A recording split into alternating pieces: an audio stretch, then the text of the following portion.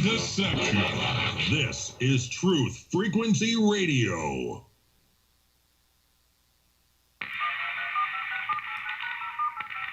This is not a valid menu option. Condition orange. Situation Delta in effect. Please enter your agent number now, followed by the hash key. We have to create culture.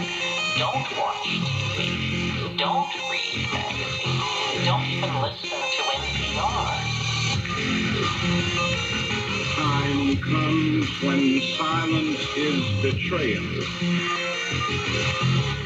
More for themselves and less for everybody else. But I'll tell you what they don't want. They don't want a population of citizens capable of critical thinking. They don't want well-informed, well-educated people capable of critical thinking. They're not interested in that. That doesn't help them. Think for yourself. Question authority.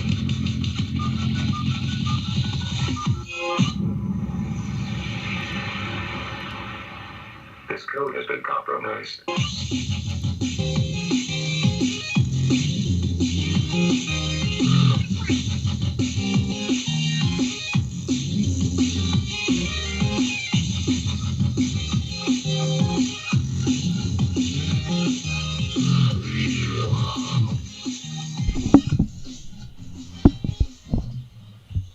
All right, welcome back, Truth Seeker. It is February 10th, 2021, and I want to start off the show with a real familiar number.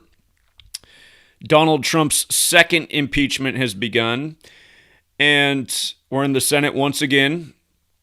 Yesterday, the Senate voted to move forward with the impeachment, and there were 56 votes in favor of moving forward. And all over the place, there's headlines about how 56% of Americans want to see Donald Trump convicted for his insurrection crimes.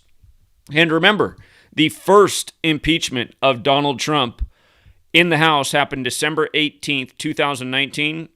The second happened January 13th, 2021, exactly 56 weeks later. And of course, everything has been 56 for the last year plus. Again, in the language of Gematria, because you're tuned into the Gematria Effect with Zachary K. Hubbard, in this simple language of adding up words. Society of Jesus is 56. Those are the Jesuits who run D.C. Washington, D.C. is 56. Coronavirus is 56. Anthony Fauci's 56. Black Lives Matter's 56. You just had the death of Ronald Reagan's former secretary on what would have been his birthday. And by the way, Ronald Reagan equals 56. He died once upon a time on June 5th, a date that can be written 5/56. That was the day they painted Black Lives Matter in the streets of D.C. in 2020, June 5th, 5/6. And again, the list goes on, but it's just been 56 this, 56 that. You know, you got characters like Gavin Newsom, whose name equals 56, who's Jesuit educated, meaning he's part of the Society of Jesus, who said last March 2020, as he locked down his state, California, that 56% of Americans, or not Americans, he said 56% of Californians will get coronavirus in 8 weeks, which is 56 days. They've just put this number on every last thing, 56. And it's been a worldwide phenomenon too. But again, just these headlines all this week. 56% of Americans want Trump convicted. Show me the proof. I'm guessing most Americans, want to take off their face diaper and go back to living the life without the nonstop fear of the recently renamed cold and coronavirus. Now, I don't know if I can even say that anymore. My main channel where I normally broadcast on GematriaEffectNews is suspended. YouTube did the great courtesy of suspending me right as Super Bowl 55 ended. As soon as that game ended, I got a strike and the channel was suspended. And of course, that's because I said all year that the Bucs would defeat the Chiefs in the Super Bowl before the season even began. So YouTube's way of congratulating me was giving me a strike right as the game ended, so I couldn't broadcast on my main channel to show just how scripted it was. And with regards to scripted, from the sports to the news, it's the same Jesuits that control it all. You might have heard during the Super Bowl, if you were watching, right before the Kansas City punter shanked the ball out of bounds in a game that was already looking ugly for them, because that's the way the script was, and you could see it on the body language of the team as they came out of the tunnel to start the game. You could see they already looked like they lost.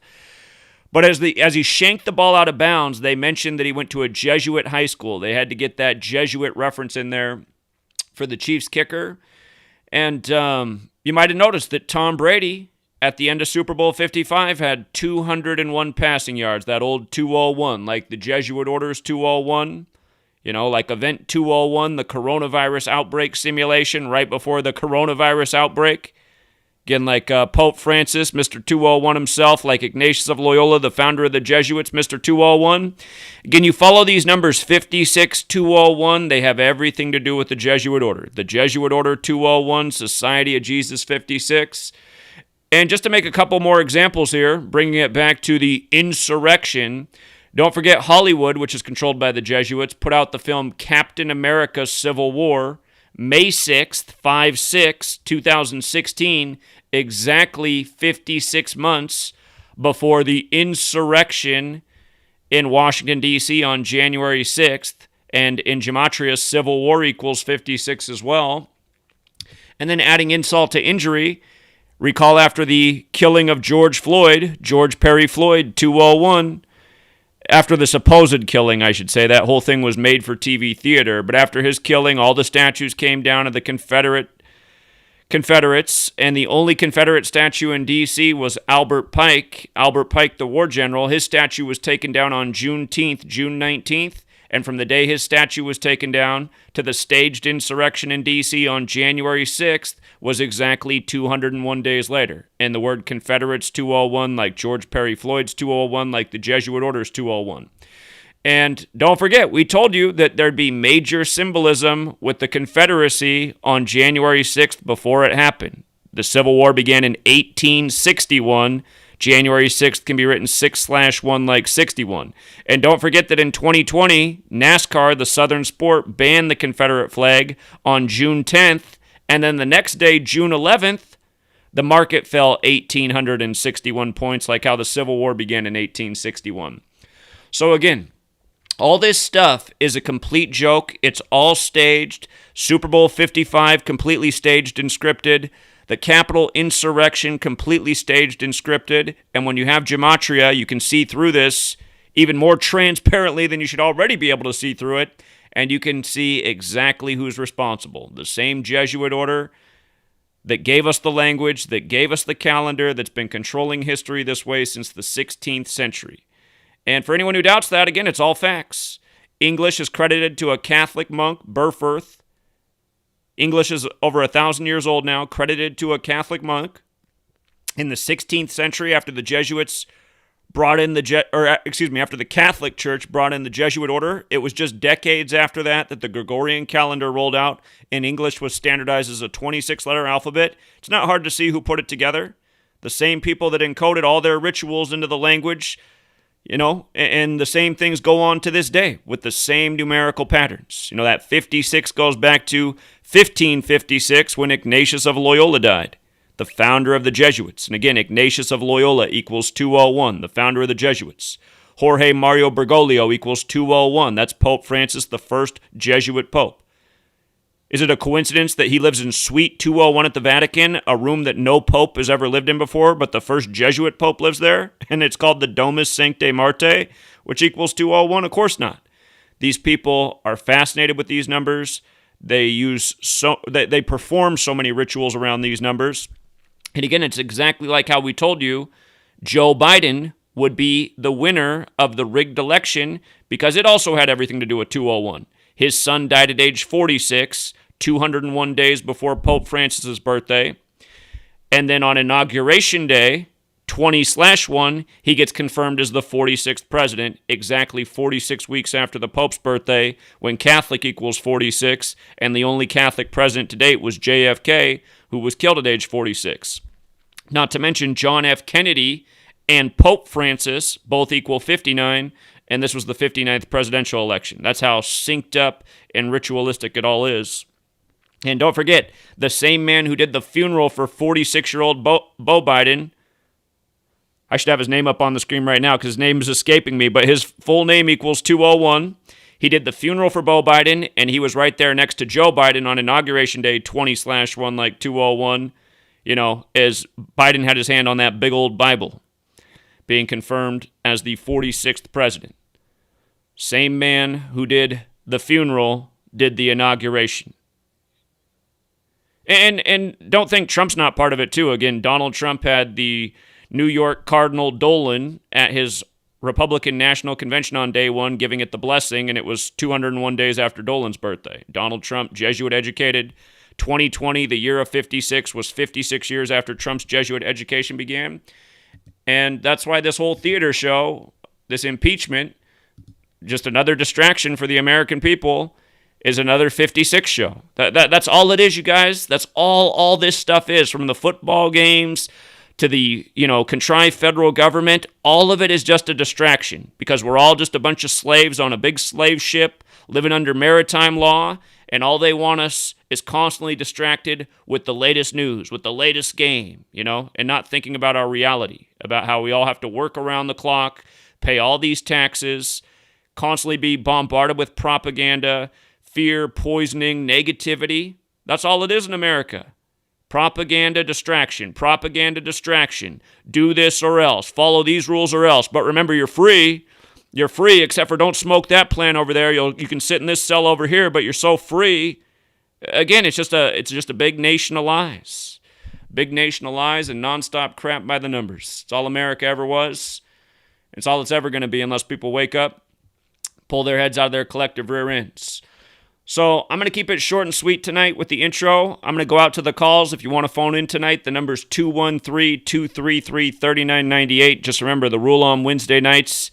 Keep the language clean and try to keep your call to 1 to 2 minutes. Come in with like a really good piece of information, a really good question, observation, because there's a ton of people who call in. And those of you guys who call in and eat up the line and have 10 different things to say, you're keeping other people from getting in and voicing their thought. So just come with your best idea, your best question, and don't be that person who keeps rambling on and saying, can I say one more thing when the last 3 things you said weren't that interesting? If you don't have one really good thing to call in with, you also don't need to call in at all. You know what I mean? So there's a lot of people who want to get their voice out there. Don't be the phone hog. And let's see here.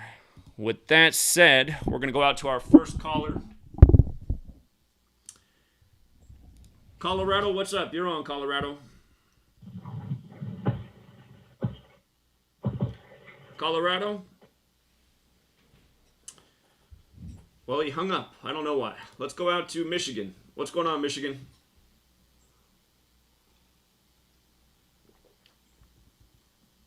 Michigan, you're on. Well, Michigan's silent. We'll go out to Texas. Texas, what's going on? Yo, what's up, Zach? How you doing? Good, man. How are you? I'm doing all right, thank you. So, did you hear about the death of Larry Flint? He was the founder of the pornographic magazine called Hustler. Hustler, yeah? Yeah. When did he die? Exactly. I found... well, he died today. He died today, actually. I found some interesting decodes that I wanted to share really fast. I also posted this on Free to Find Truth if anyone wants to see what I'm talking about. But hold on, I just got to interrupt. Again, if you guys have not ever used the Gematria calculator, there's one at GematriaEffectNews, there's Gematria.com. Type in the word pornography and type in the word Jesuit order, and you'll see it's the exact same in 3 out of the 4 ciphers. And I just see that Larry Flint is dead at 78 and born in 42, and Jesuit equals 78 and 42. So I wasn't aware that he had died. I see that this news just broke in the last few hours, but go ahead. Right, so what I was going to say was he died on a Wednesday, 14 weeks and 3 days after his last birthday, and Wednesday equals 143. And he died a full span of 14 weeks and 4 days after his last birthday. Pornography equals 144. And Jesuit order. Yep, that's the one right there. That's the one. Because again, I want to remind people about that 144. Don't forget that this election that we just had was simulated at Jesuit Georgetown on June 12th. A simulation was done where Trump loses the election, refuses to step down, and it ends up in chaos and violence and death, just like what we saw on January 6th. That simulation was done 144 days before the election, and exactly. They compared it to the 1876 election in the simulation of Rutherford B. Hayes. Again, and that was 144 years ago, and Jesuit Order's 144, and President Biden's 144, and he's from Jesuit Scranton, and Donald Trump's Jesuit educated. Pornography's 144. Now we're talking about Larry Flint dead by the Jesuit numbers. Okay, go ahead. Yeah, so he died 37 weeks before his next birthday as well, and Hustler TV, which is I guess one of the platforms that he founded, equals 37 as well. And he died at the age of 78, and his full name, Larry Claxton Flint, equals 78. He died on a 53 date numerology. Hustler TV equals 53. He died on the 41st day of the year in LA. LA equals 41. Hustler equals 41. Magazine equals 41. Los Angeles equals 37 and 53. Hustler TV equals 37 and 53 in the same cipher. So this was the perfect city for him to die in. He supposedly died from heart failure. Heart failure equals 74 and 61. His first name, Larry, equals 74 and 61 as well.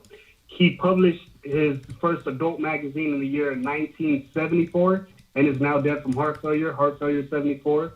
He's known for publishing Pornographic Magazine. Pornographic Magazine equals 324, and he died on the day leaving 324 days left in the year.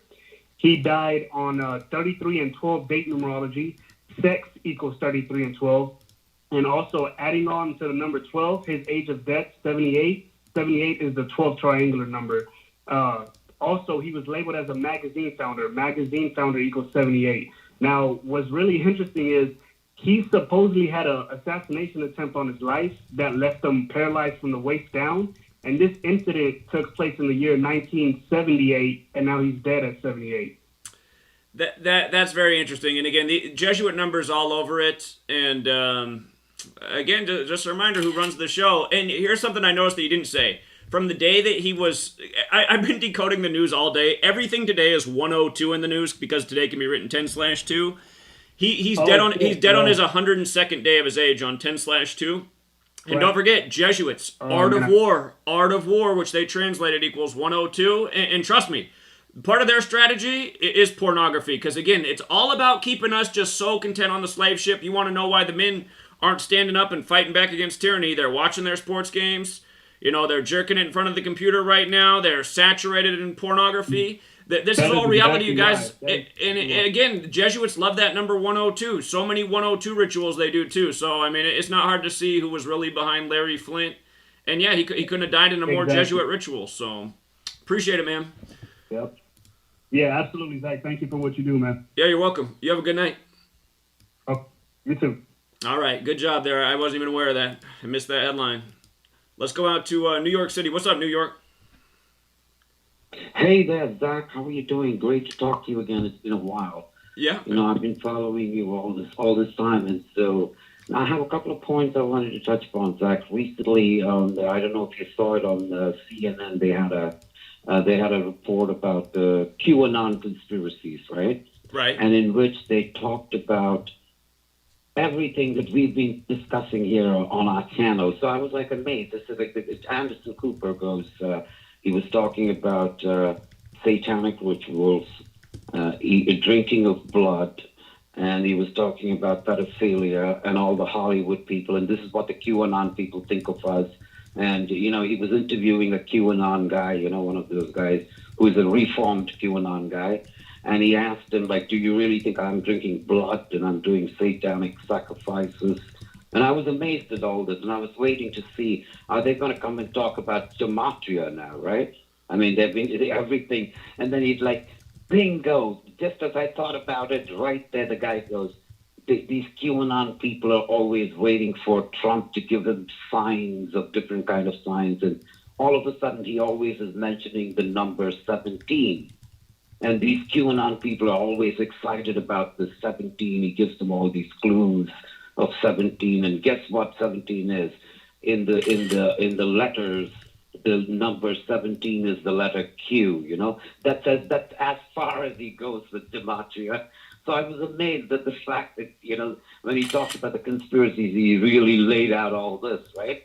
And he touched upon this Gematria, and, you know, to the point where these QAnon people are actually excited and are looking for the number 17 that apparently Trump is mentioning many, many times, and they're excited about it. So that's the first thing, right?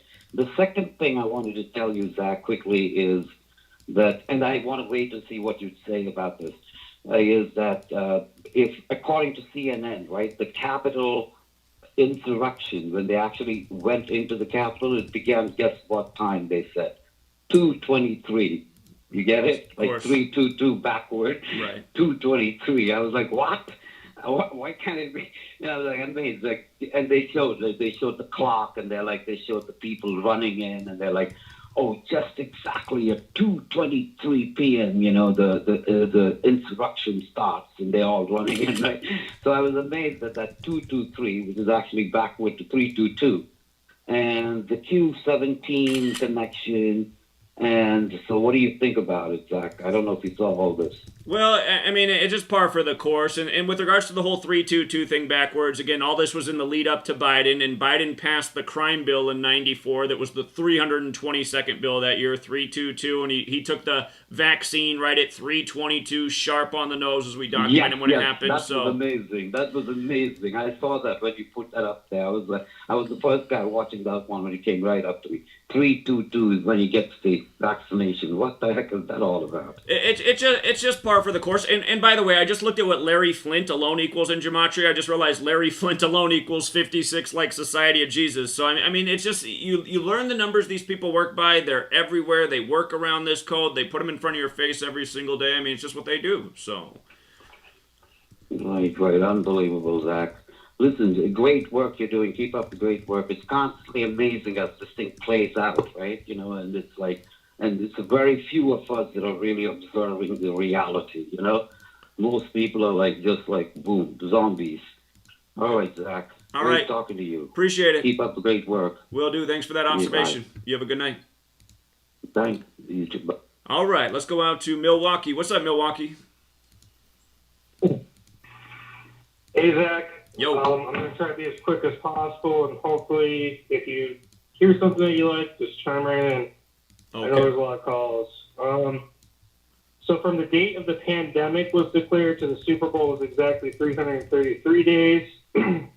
And again, the 3 quarters for the Chiefs, they scored 3 points in each of those quarters, making it a total of 9 points. And again, I think you did read my comment, but I'll just say it for the callers and viewers. The score is 31-9, 319, 11 times 29 is 319, and they played against each other on 11/29, 70 days before the game, which we all know 70 is the big coronavirus number. And then the streaker guy, I don't know if you caught any of the pictures, Zach. I know you did a video on it, but there's pictures. There's like 3 to 5 pictures. He's near number 31. Number 31 is Winfield Jr. on the Bucks. Winfield Jr. equals 56. Also has a 110 in there, I believe.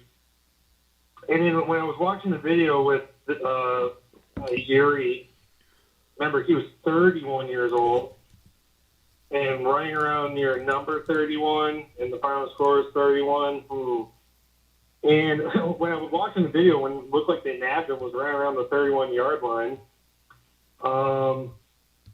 So we got that.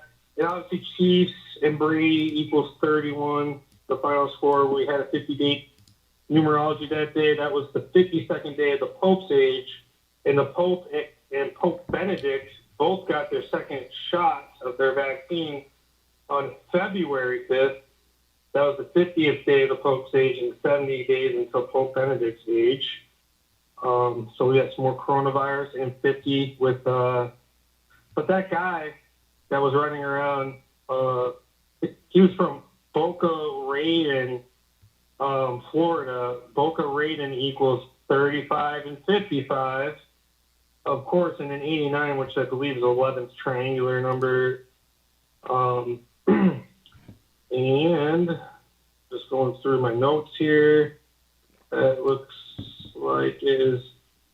And then I looked up the original Hebrew name for Satan. It was called Beelzebub. Beelzebub is 80, 35, 163, and 46.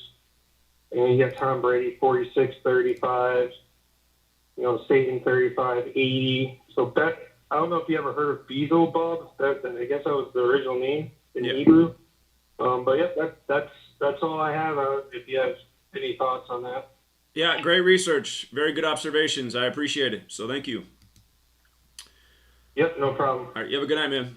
Take care. And speaking of porn, you guys, the guy running around on the field was advertising for a porn company called Vitally Uncensored, which equals 72, like pornography, like Jesuit order, like Raymond James Stadium, like how the coach of the Bucks picked up his 72nd career win in the game. Before we go to commercial break, I just want to let Juan know that I got his letter, and Juan sent me a picture of his young, beautiful daughter, and he said, Zach, you made my daughter cry all week from your rant against flat earthers. And he said, you know, Zach, we really respect you. And sometimes you're just too hard on people that you disagree with. And I got to admit, I've been feeling bad all week, you know. So, Juan, I appreciate that you took the time to send me this. I'm not going to put your daughter's picture out there. But point taken. And for all of you guys who think the Earth's flat, again, you go on thinking and believing whatever you want. I am never going to rant against flat earthers again because, again, it's just not worth it, you know? I mean, I try to give you guys knowledge and information and keep you looking sharp. I suppose anything's possible. Maybe we do live in the Truman Show and it's just like some big projection thing, but anyway, we'll be right back, Truth Seeker. Apology to Juan and his family. Sit tight. We'll be right back, everybody.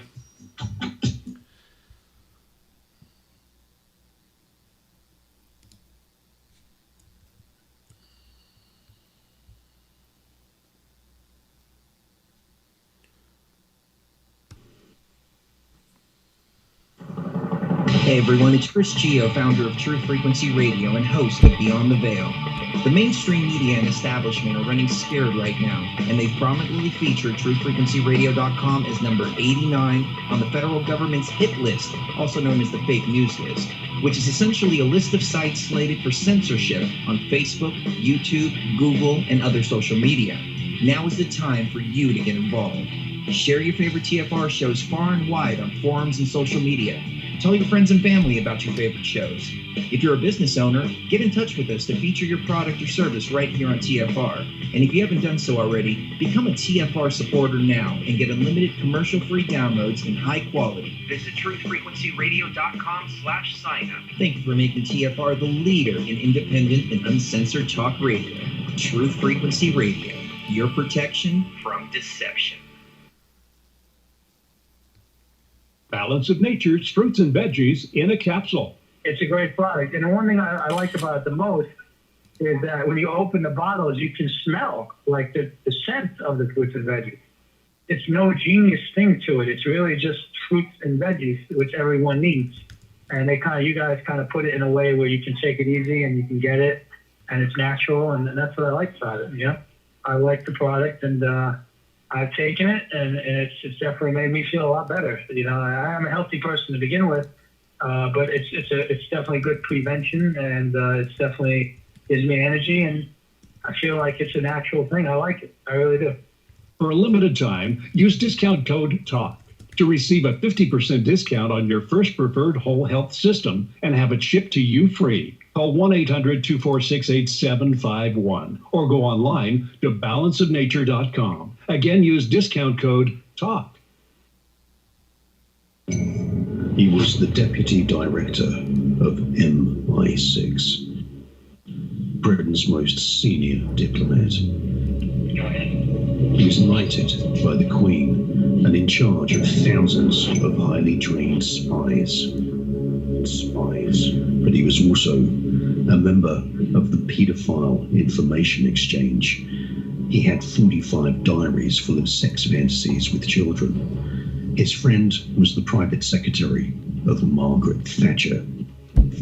He strangled a child and hit another with his car. He raped young boys and organized orgies with children for other politicians. The Enigma Channel, intelligent television for planet Earth. EnigmaTV.com.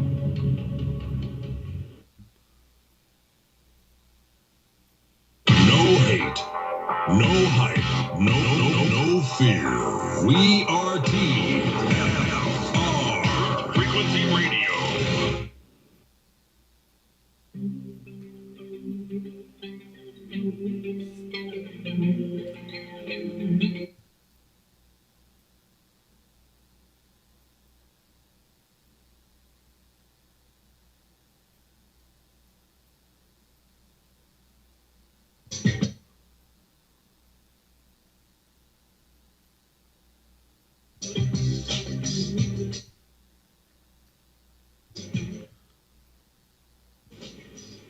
All right, we're back, Truth Seeker. We're about to go to Rambo, but I just want to make sure you're caught up on today's headlines. One of the top stories today, Coast Guard rescues 3 Cubans from deserted island where they lived off coconuts for 33 days. And obviously, you know this story is true because the photographic evidence looks like it's from the days of when Fidel Castro first took over Cuba. But, again, just to show you what a joke it is, it's 10/2, right? Like 102 and Cubans equals 102, and then today has 33 date numerology, so 33 days, 3 Cubans, coconuts, straight mockery. And then also today, McDonald's, their chief supply chain officer, Marion Gross, for all you McDonald's eaters, the supply chain officer's surname is Gross. Marion Gross let you know they're bringing back orange drink today, and orange has gematria of 33 and 102. Again, today has 33 date numerology and can be written 10/2 like 102. And we've been showing you for how long that this is the way pretty much everything operates that's in the mainstream, from corporations to the news to sports to elections. The cabal doesn't play around. Every day is another Kabbalah ritual. That's what all these are. Kabbalah states God created the world with numbers, letters, and words. These are the things that play God over the masses, and they might as well be God because this is where everybody puts all their energy and focus and attention and wealth, you know. So, again, learn the code, see through what goes on daily. And with that said, let's go out to Rambo, our brilliant decoder. What's up, Rambo? Oh, thanks again. Of course. I know you're familiar with Anthony C. Davison. He's from the UK. He does a lot of good work, especially on the COVID situation in the UK. He wanted me to tell you that he's now on the Free to Find Truth platform, and he has a decode on the COVID in the United Kingdom that he wants you to see. I will check that out. It's at Anthony C. Davison. Also, remember last week, at least one person, maybe more, in the audience, they suspect that I'm really a celebrity. And they gave a couple of hints, but I think I figured out which celebrity they think I am. Okay. Because he gave the initials M.A. I believe he thinks I'm the singer, Mark Anthony. He's a salsa singer, but he also sings in English and he does some acting. But I think he's referring to Mark Anthony, who was formerly married to J-Lo, Jennifer Lopez. But what I did is I listened to an interview of Mark Anthony, and I guess I could kind of see how somebody might think I sound like him. But yeah, that's who. I think I solved the riddle. I don't know if the person's there.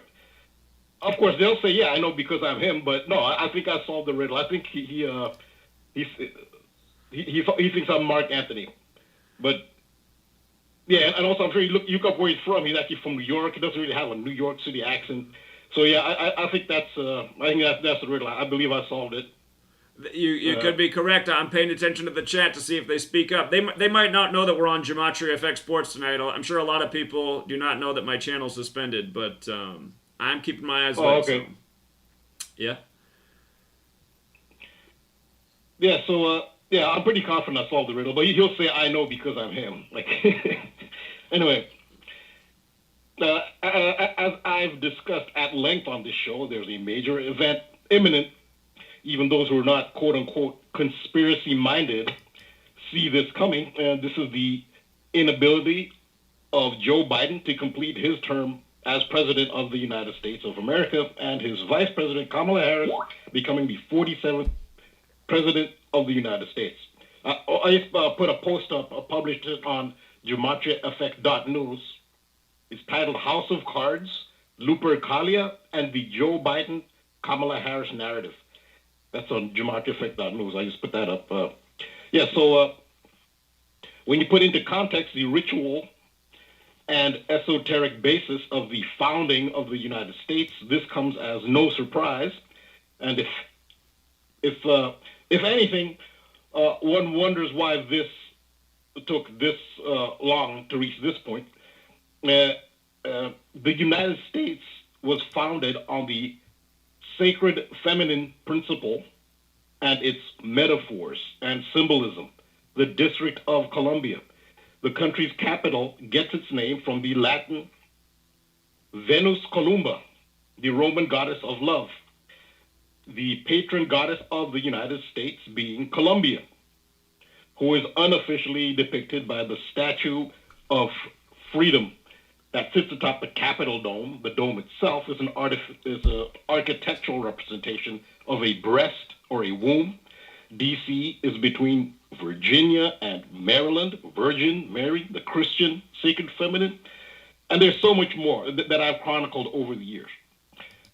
But the point again being, the ritual has to inevitably culminate at the appropriate time, which appears to be close, for a female figure to occupy the highest office in Washington, D.C. So the big speculation now is not if, but when Joe Biden departs to make way for the grand ritual. Also, I've gone over the Great Conjunction, which is the Jupiter-Saturn conjunction, which happens every 20 years. And every president that has been elected during a conjunction year has either died in office or survived an assassination attempt. And even if you do not believe that the alignment of planets can have such an effect, the pattern is undeniable. Every 20 years, the president who is elected in a Great Conjunction year, even if you want to dismiss the effect of the Great Conjunction, they either die in office or survive an assassination attempt, and Joe Biden is the latest. So, all these things line up. So, yeah, like I said, the question now is when, not if. So, as we've documented in this community, life imitates art.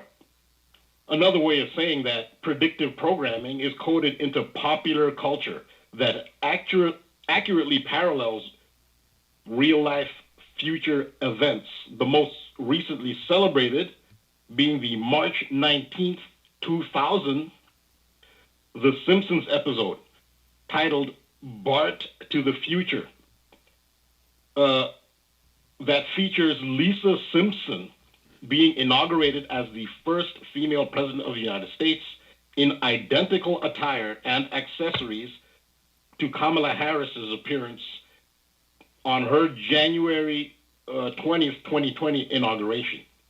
In that episode of The Simpsons, a full 2 decades in advance, Lisa Simpson even states, "We've inherited quite a budget crunch from President Trump." So the Donald Trump presidency was predicted back then in the year 2000, and a female is to follow soon after. 2 other predictive programs of female president are the HBO series Veep, which ran from 2012 to 2019, and Netflix's House of Cards, which ran from 2013 to 2018, which featured the first female U.S. vice president. Well, House of Cards features the first U.S. Vice President Claire Underwood becoming the 47th U.S. president when the male president cannot complete his term in office. Kamala Harris would be the 47th U.S. president if Biden does not complete his term. I have several theories for the date of the inevitable grand ritual, one of which we briefly discussed a couple of weeks ago, which was June 6th. I did not have a specific year for June 6th, but you zeroed in on June 6th, 2023. specifically. This would be close to the trajectory. Wait. My prediction is for June 1st, 2024. That's my date. June 1st, 2024. I'm sorry. I meant June. June 1st. I think 6th. I'm thinking of the month June 6th. So yeah, I messed that up. So I'm sticking by this prediction. I am saying that on June 1st, 2024, we're going to read about Biden either kicking the bucket or being removed from office and Kamala taking over that day. And again, the reason why is because it's 1,229 days after Inauguration Day, which is the 201st prime, that Jesuit number. It's typically the 152nd day of the year. Joe Biden's 152. Kamala Debbie Harris is 152. And that cartoon with Lisa Simpson came out, where she's the president, came out on Kamala's 152nd day of her age. So, and also in 2024, she'll turn 59 years old. Like, this is the 59th U.S. presidential election, and they did that massive 59 ritual when she became the VP nominee. Again, that was on a 59-date numerology on Trump's 59th day of his age, 59 weeks after the first Democratic debate, and 59's that number stamped all over Black history. Like, right now we're in Black History Month, which ends on the 59th day of the year. Motown came out in 59. Slave, Negro, Rasta, Blues, they all equal 59. So I think June 1st, 2024, I think we're going to read about Kamala being the president that day. I think that prediction's going to land. I feel strong about it. But I know you got a different date, so you got the floor back. No, I actually did come up. Yeah, I had come up with June 1st, but not any specific year. And also I have several dates. I haven't zeroed in on one. I have like, to be honest, I have like 4 dates, but I came up with another one for this decode. But okay. I did come up with June 1st, but not for, I didn't have a specific year. But yeah, so your prediction of June 1st, that would be similar to the trajectory of Selena Meyer in Veep, who was played by Julia Louis-Dreyfus, because she finishes the final year of the president's term. So yeah, this would be consistent with that. And if you see in Veep, Selena Meyer started out as a senator who ran for president in the primary, lost in the primary, got picked as a running mate by the winner. They won the election. She became the first female VP. So far, Kamala Harris has followed the script of Veep. So yeah, your prediction of Biden's death day that does follow the trajectory of Veep, because she takes over in the last year of the presidency. So I would not expect Harris to get a full 4-year term. I have another theory, which looks reasonable from my decoding. That's not the one I'm going to give here, but I do have another theory.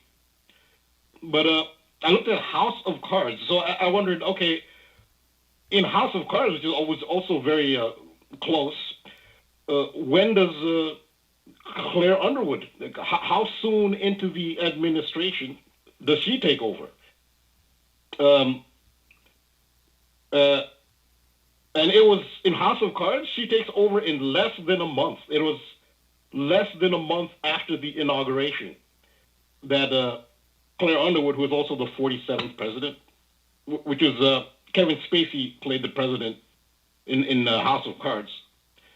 So yeah, I thought, wow, okay, so what if that's a potential outcome as far as life imitating art? What if they start with a bang? What if they don't hesitate? What if she does, imitate the House of Cards? And I figured, what date might that be if it's less than a month? And I came up with the Roman celebration of Lupercalia, which typically ended February 15th. And just as you mentioned in your decode, we've seen how the central number 152 and 71 are the Kamala Harris codes. When she takes off, it'll 152 and 71 will be central to it. So a part of the reason, like you just mentioned, the 150 June June 1st is the 152nd day of the year, as you mentioned, in a non-leap year. But another interesting thing to note about June 1st is that it leaves 213 days in the year. 213 is the gematria of Black History Month. As we know, Black History Month is February, the month in which Lupercalia occurs. So, again, why is 152 so central to the Kamala Harris narrative? Her full name, Kamala Devi Harris, sums to 152. Female president sums to 152. I did a decode on how Kamala Harris is heavily coded with pearl symbolism. Both she and Lisa Simpson wore pearl earrings and necklaces at Inauguration Day. The term mother of pearl sums to 152. House of Cards, Claire Underwood, eventually drops the name Underwood and goes with her maiden name, Hale. Claire Hale sums to 152. In the Latin or Jewish cipher, Joe Biden sums to 152. Kamala Harris is selling children's books along with other consumer products. The children's book, Kamala and Maya's Big Idea, is a bestseller with emphasis on big idea, which sums to 152. 152 is a date, 152, 15th February, which is the date of Lupercalia.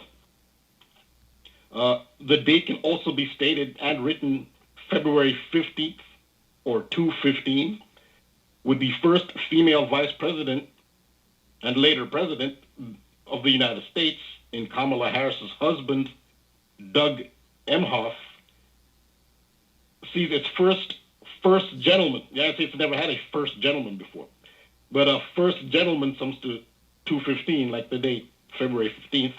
Claire Hale / Underwood was born in Dallas suburb of Highland Park, which sums to 215. And think about that, Dallas. What's Dallas known for when it comes to presidents dying? But yeah, the name of the character's hometown is Highland Park. It sums to 215. The season and episode, which is season 5, episode 6, is a 56, of House of Cards, is where Claire Underwood becomes the first female president. It was released on a date leaving 215 days in the year, May 30th of 2017. So, yeah, 215, 152, prominently coded into both life and art.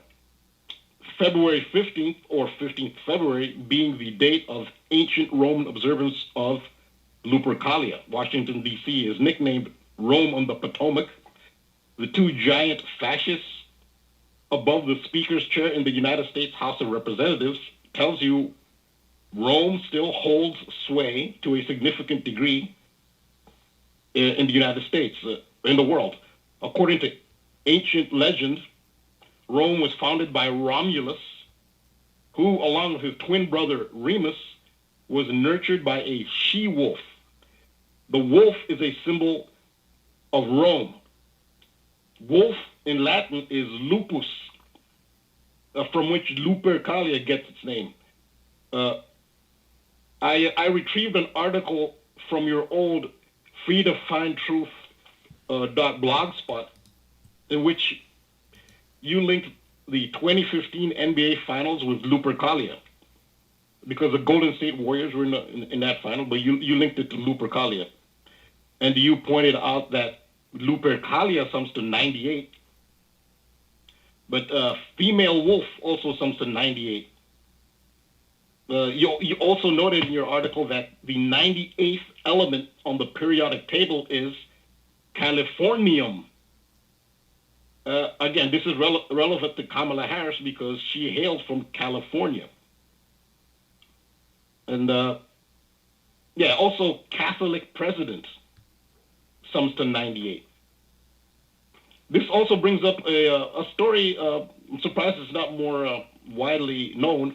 It's from the early 20th century, like 20 teens, early 2020s, 19 teens, early 1920s. There were two girls in Bengal, India. They were named Amala and Kamala, they were alleged to have been raised by wolves.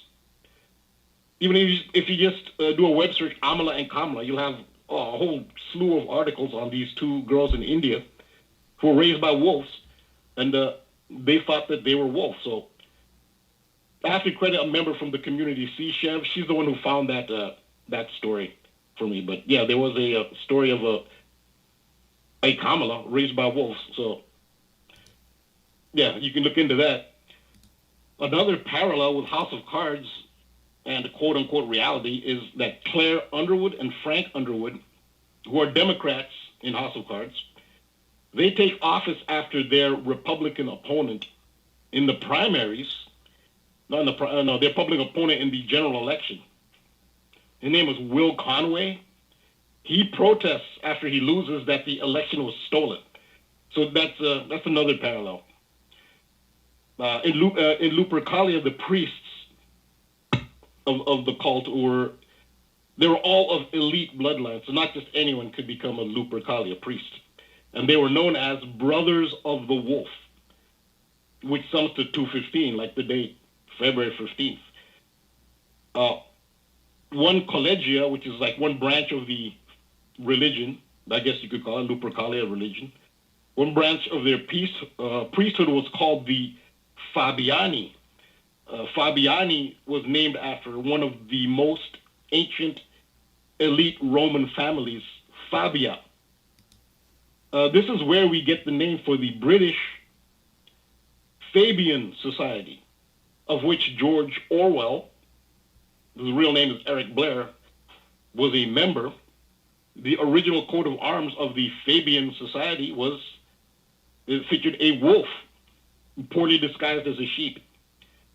There are JFK and his VP LBJ parallels. Remember that every U.S. president elected during the Great Conjunction dies in office or survives an assassination attempt.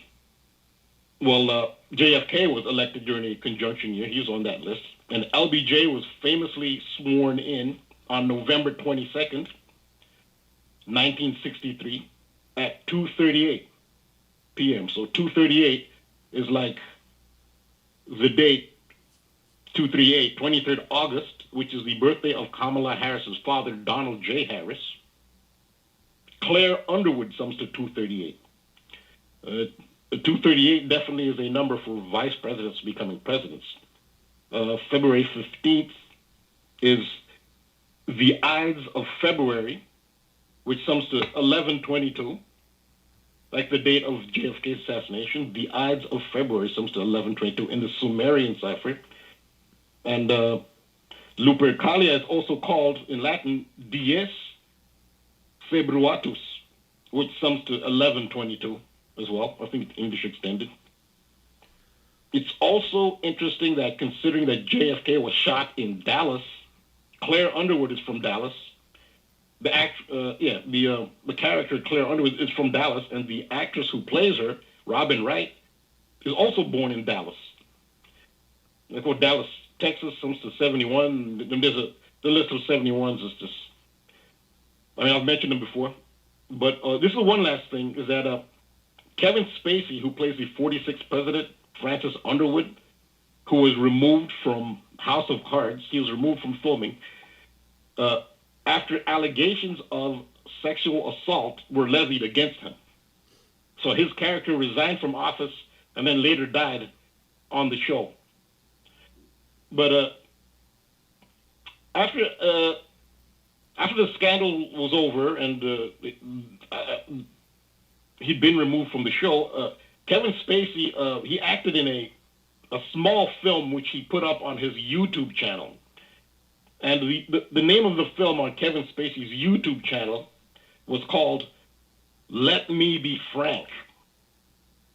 And in that short film, he appeared as President Frank Underwood in character. So it wasn't really Kevin Spacey talking. He was talking in character as President Frank Underwood. And some interesting quotes that he made was, quote, "Despite even my own death, I feel surprisingly good. Now, you know, why would you say that? Why would you feel surprisingly good after your death? And then another quote he says, "You never actually saw me die, did you?" So what he's suggesting in that, and I embedded that video, or you can look it up. You put Kevin Spacey, Let Me Be Frank. He's suggesting that Frank Underwood's death on the show was faked. And again, so you have to consider that since there's a parallel with real life, you know, when Joe Biden leaves and they tell us Joe Biden left us, I mean, maybe consider what Kevin Spacey has hinted, that it was not, no, it was not really the case. So, which we've suspected a lot in a lot of cases. So, yeah, that's just something to consider. When I saw, I didn't think they'd do it this soon, but when I saw that House of Cards had the president, you know, the female president come to office in less than a month, I just thought, like, what could be the possible date if that actually is life imitating art. So yeah, that's how I came up with that.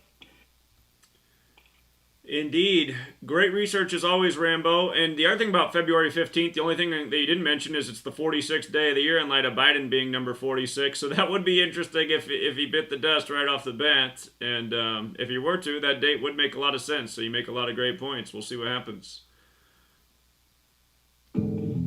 Yeah, and also there's a Julius Caesar connection, because Julius Caesar... The music came on. We'll be right back, everybody. Sit tight. Quick break.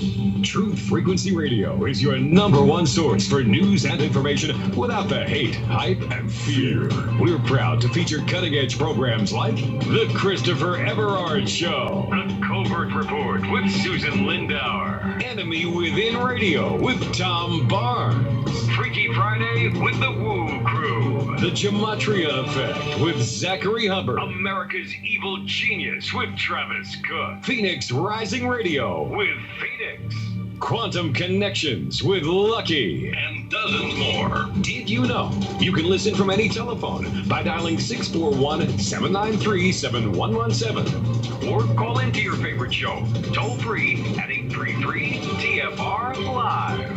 Uncensored talk and news you won't hear in the mainstream media. Truth Frequency Radio, your protection from deception.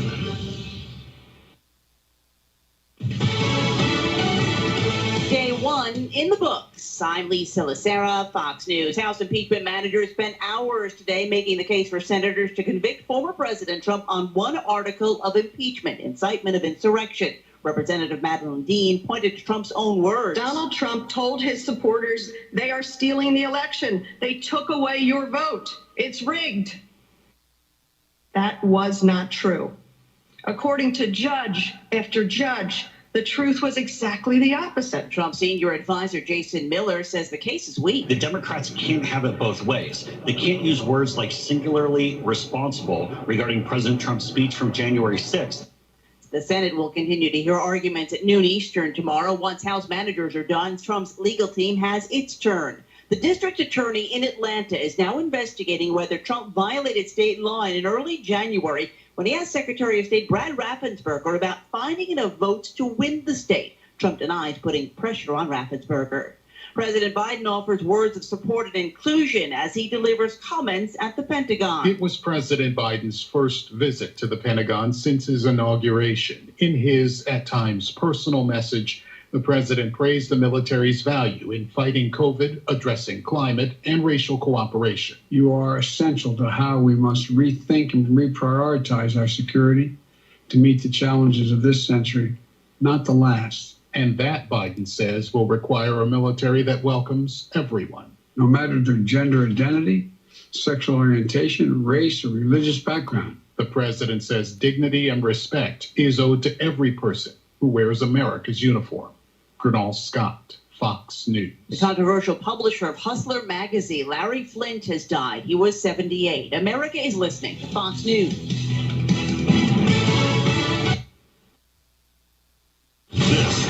Truth Frequency Radio. The wicked one, obviously under heavy Masonic influence.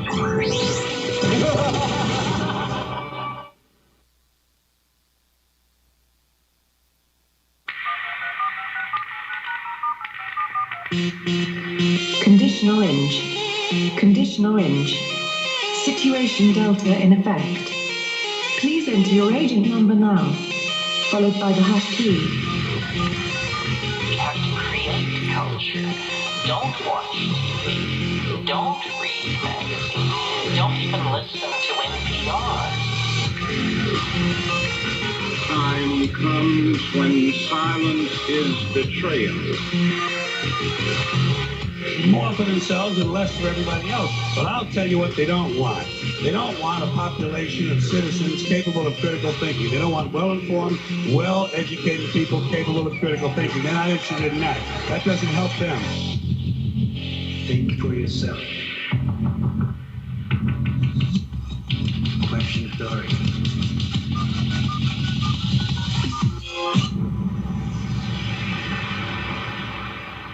This code has been compromised.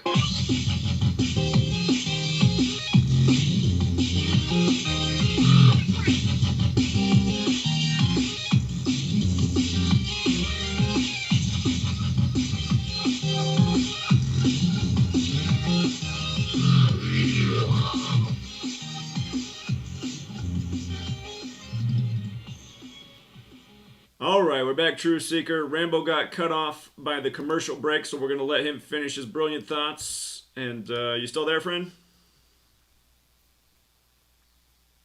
Yeah, I'm just going to say real quick that there is some Julius Caesar references here. Julius Caesar was crowned by, again, this is the organic side. Julius Caesar was crowned by Mark Antony, the Roman emperor. And I don't know, this is the organic matrix where somebody last week thinks I'm the singer Mark Antony, and then my decode the following week has to be Mark Antony. That's just complete coincidence. But Mark Antony famously gave Julius Caesar the crown on Lupercalia, and the Shakespeare starts his play, Julius Caesar. It starts on Lupercalia with Mark Antony offering the crown to Julius Caesar. Also, Julius Caesar famously died of the Ides of March, where in House of Cards, it's the Ides of March, March 15th, when Claire Underwood takes office. So yeah, there's some Julius Caesar references, and we know with Julius Caesar, an assassinated leader. I think they're coding that into it. So Indeed. yeah, that's it. Indeed. And you bringing that up reminds of, it was 2018. It was during the time of the Ides of March. You had the Austin bombings, and I forget what they said that the name of that bomber was, but he had Mark Antony in his name. And then in October, you had the guy they called the Mega Bomber, and I want to say his name was something like Caesar Sayok. And we said, look at how these things are synced up, the Austin Bomber and the Mega Bomber. We said we better watch out for the Ides of March, because we'll probably see the next big ritual.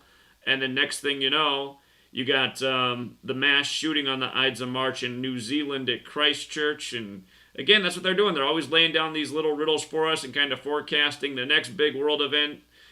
So, great work as always, Rambo. I appreciate it. Oh yeah, I didn't know about the Mark Antony Austin bombing. That's an interesting one. Yeah. Everybody can go back and look at that. The Austin bomber, and that was spring of 2018. And going on right around the time of the Ides of March. So definitely appreciate it. Great work, Rambo. All right. All right, friend. You have a good night. Keep it up. All right, take care. See you, man. Okay, and then we got a troll in the chat. He was in here earlier on the live stream, and he's saying, Zach re-uploaded the video of Larry Johnson today, and Larry Johnson did a Twitter post about the Masons, and boom, that's proof that they're both Masons. It's like, Larry Johnson is posting on Twitter every day about Masonry and corruption. So what kind of idiot logic do you have? And I'm going to show the mods how to use their wrench. Adios, troll. We don't need trolls and we don't need idiotic logic around here. You're a moron. So, adios. That'll be the end of your commenting here. Go create a new profile. I'll be sure to block that one too. And you guys, I'm all for censorship of idiots. I'm not into idiocy and trolling and spamming illogical, moronic crap. I reposted Larry Johnson's interview because a lot of people have never heard it before, and I was reminded of it because football's going on right now, And I thought, what a perfect day to re-upload it. The day of the prayed for the Bucks by the numbers. So, again, morons will always connect things that aren't there and make false allegations and claim that it's definitive proof that they're both Masons. It's just like, no. All you're showing is definitive proof that you're a moron, and we don't need morons here. So, adios. Go troll somewhere else. And with that said, let's go to the next caller. Milwaukee, did we already speak tonight? What's up, Milwaukee? Hey, Zach, yeah, I already talked to like the fourth or We'll keep it moving then, but I appreciate it, Milwaukee. Thank you so much. You have a good night, and we'll go out to Atlanta, Georgia. What's up, Atlanta? Yeah, Zach, how you doing? Yo, what's up? I got a few questions. Is it unusual for your name and your birthday to be all the same in all four ciphers? It seems to happen a good lot. There again, there's an organic side to this code. It's kind of the most mind-bending part, but I assume that's what you got going on over there. Yeah, that was kind of weird, but I was just trying to see what was your thoughts on that. Yeah, it's the real interesting part of this whole thing, the organic side. So yeah, it's definitely been seen many times before. You want to tell us more about it, or was that just the question? It was just a question because I'm not really deep into the numbers like you are. You're pretty good at that. But my other observation was, I know you keep telling people that Trump is a part of the whole thing. Do you think they use him to bring all of these the insurrection that basically happened with all these so-called white supremacist people? Do you think that they use him to bring them out of the woods so that they could see who they were and lock most of them up? No, they're just trying to rile people up and keep people divided and fighting over things and believing in, false hopes like, celebrity puppet presidents. Again, go back and watch what I uploaded February of 2016, before Trump was even the Republican nominee. I said why he'd likely be the next president and how they just want to keep dividing us more and more, and he's a polarizing figure, so he's the man for the job. It's just divide and conquer. That's the name of the game, man. Distract and divide. So... Okay, all right.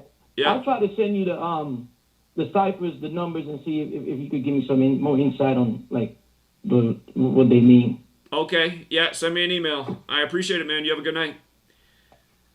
Yeah, be good. Thanks. All right, take care.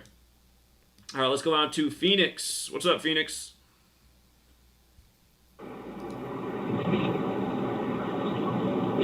Hello? Hello, you're on. Can you hear me, Zach? Yeah, what's up? Hey, brother. First-time caller out here in AZ, man. Been listening to you for a while. I'll make it quick. I know you like to keep it quick out here. Just wanted to really get in. I know you always talk on your videos on YouTube about, trying to get people to wake up in, a certain thing. And you always bring up the police and murder by numbers, right? And, came out in 83 and stuff like that. Right. Indeed. And a new one here I kind of stumbled upon. Interesting enough, the guy's name is Childish Gambino. If you write that out, it is 83. And he has a song on his album Because the Internet. And this song is called Death by Numbers. And I just thought that was really interesting. Also, the song is 44 seconds, man. It equals 44, kill, all that stuff. So yeah. And there's another hip-hop group out there, 3-6 Mafia. There's a name from Memphis that's got the, I believe the name of their song is 44th Street Killers or something like that. So, yeah. But yeah, man, really just wanted to thank you for the work, man. Really helped me kind of open my eyes a little bit, all this number stuff. I'm a young kid out here, man, just really wanted to thank you and give you that little bit of info. All right. Well, you are welcome for the information. I appreciate you using it, and great observation. Keep it up, friend. Look forward to the next call. You have a good night. You too, brother. All Take right. care. Take care, man. See you. What's up, California? La Abra, you're on.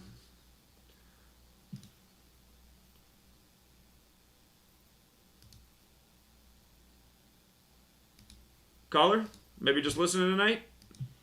Hello? I think we're just listening. Thanks for tuning in. Let's go out to New York City. What's up, New York City? Your book's in the mail. Did it get there yet? No, not yet. It'll be there soon then. It'll be there real soon. How you doing? I'm doing great, man.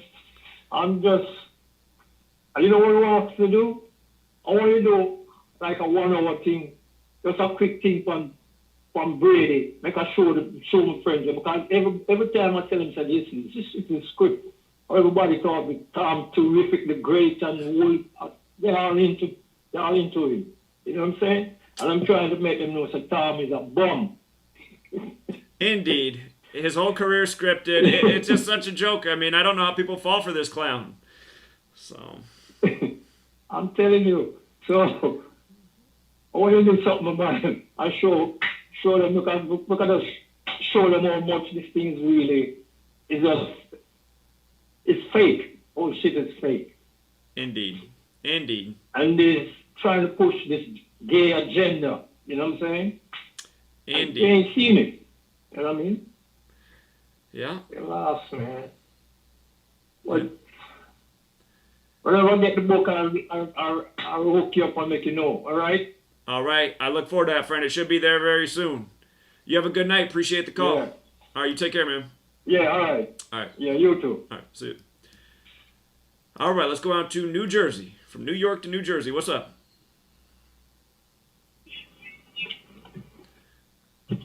New Jersey. Hello. Yeah, you're on. How you doing, Zach? Doing well, thank you. Question. What's up with the glyphs in news articles? The glyphs? Yes. In your one book, you talk about glyphs, right? And there's a lot of news articles with glyphs in it. And one of the things you was just looking at with Kevin Spacey on your blog post, if you pull that up, you'll see that there's glyphs as far as the number. Where's the glyphs at? I missed it. Where's the glyphs at?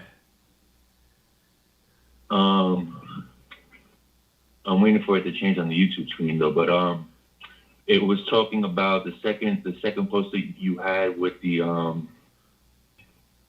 I'm waiting for it to change on the screen right now. Well, I'm just scanning over all the headlines in that post. Right there, it says 4.5. Okay, I'm going back to it. 4.5. There's a glyph in that.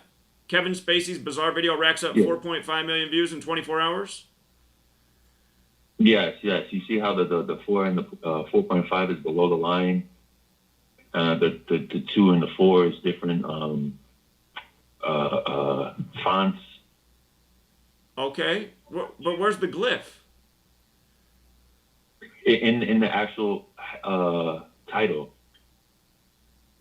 Okay, well. It says Kevin Spacey's bizarre video ranks up 4.5 and the 4.5 below the line. The 24, the 2 and the 4 is different fonts. And that's in loads of articles and stories that they give us.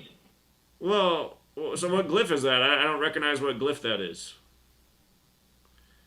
I'm saying the fact that not like the glyph that's in your book as far as the alphabet. I'm saying that what are they doing with that? Why are they changing the font when they're doing stories? Well, I'm not honestly not convinced that the font is changed because those are the only numbers, and you can see that they just set lower the 4.5 and the 24 than the letters. But I'll keep my eyes peeled for glyphs and headlines. I actually haven't noticed it to date. I mean, the old original English script by the monk Burforth had glyphs at the end of the alphabet, and they subtracted that from the modern alphabet. But I'll start paying attention. I haven't noticed, so appreciate the call, though, man. You have a good night. Thank you. Yeah, you take care. Let's go out to Colorado. What's up, Colorado? Oh, Colorado. Man, second time Colorado. Right when I go to him, he hangs up. What's up, Delaware? You're on. Hello? Hello. Did you ever, so who's considered the greatest baseball player of all time? Well, some people say Babe Ruth. Yeah, so how much World Series did he go to? Did he go to 10? 10. And how much did he win? I'm guessing he won 7. Is that right? Yep. And did you ever calculate, like, from his, like, 7th to the Super Bowl? Tell me about it. No, I'm guessing right now, so I'm getting lucky with my guesses. But tell me more about it. Oh, can you count? Is it possible? I just want to see a reaction to it. I want to see a reaction to it. So what am I supposed to do here? So calculate from October 2nd, 1932 to February 7th, 2021. Oh, so this is when he won his 7th World Series. October 2nd, you said 1932? Yep. Okay, I'm doing it right now. So I see 32,270 days, 88 years, 4 months and 5 days, 1,060 months, 5 days, 4,610 weeks, 32270. Is that what you see in that number, the 322? Yep. And the 7? Yep. Yeah, that is interesting. Okay. Yeah, and I wanted to bring up Buffalo Bills. So the Chiefs and the Bills play every 27 years, right? Because Right. Bills equals 27. Buffalo 27, Bill right? has like this. He has this movie called The Indians Are Coming. You probably knew about that, right? I didn't know about that. Yeah, and he lived for several years in his father's hometown, Ontario, and it was in Ontario, Canada, and several years. And then the Toronto Raptors used to play in Ontario, Canada, and then they moved to Tampa, Florida this year. Huh. Okay. Interesting. And every time the Chiefs and the Bills play in the Super Bowl, like on that 27-year pattern, they lose in the Super Bowl. Interesting. Okay. Good observations. Yeah, and I'll probably share this next time. I want to save this for next time. So, yeah, that's my. I'll let the other callers get on. Appreciate it, man. Thank you. You have a good night. All right, I have a prediction. Okay. But I'll share it for next time. All right, next time. All right, man. You have a good night. Okay, caller's doing a good job of keeping it short and sweet tonight. Let's go out to Toronto. What's going on, Toronto? Hi, Zach. How are you? How are you doing, Natalie? Thanks for calling us back. I'm doing fine. I'm just busy with school. So, I was at the bakery last week, and I saw an interesting news story that I decoded. So it was in Barrie, Ontario, 2 hours north of Ontario. A 20-year-old man named Skylar Kent, who passed the light with his longboard. I had to Google longboard, so I didn't know what that was. And he apparently resisted arrest, and the videotape showed the bystanders taped it on their phone and showed that he was being hit to the ground on the forcefully hit to the ground with now he has concussion symptoms and everything. So I kind of decoded that, and that's kind of unusual. I mean, Barrie, Ontario is 100,000 people at most. Sure. And so he was arrested for disturbing the peace. So these are the numbers that stand out. So 102 was what stand out. And this happened February 4th. So that was, okay, let me do my math here. It should be 45 numerology, 46 numerology. And then disturbing the peace is 102. Resisting arrest is 201. Interesting. Longboard is 43, Ontario is 43. Skylar Kent is 37.62. I didn't find anything with 136 and 134. And Greenwood,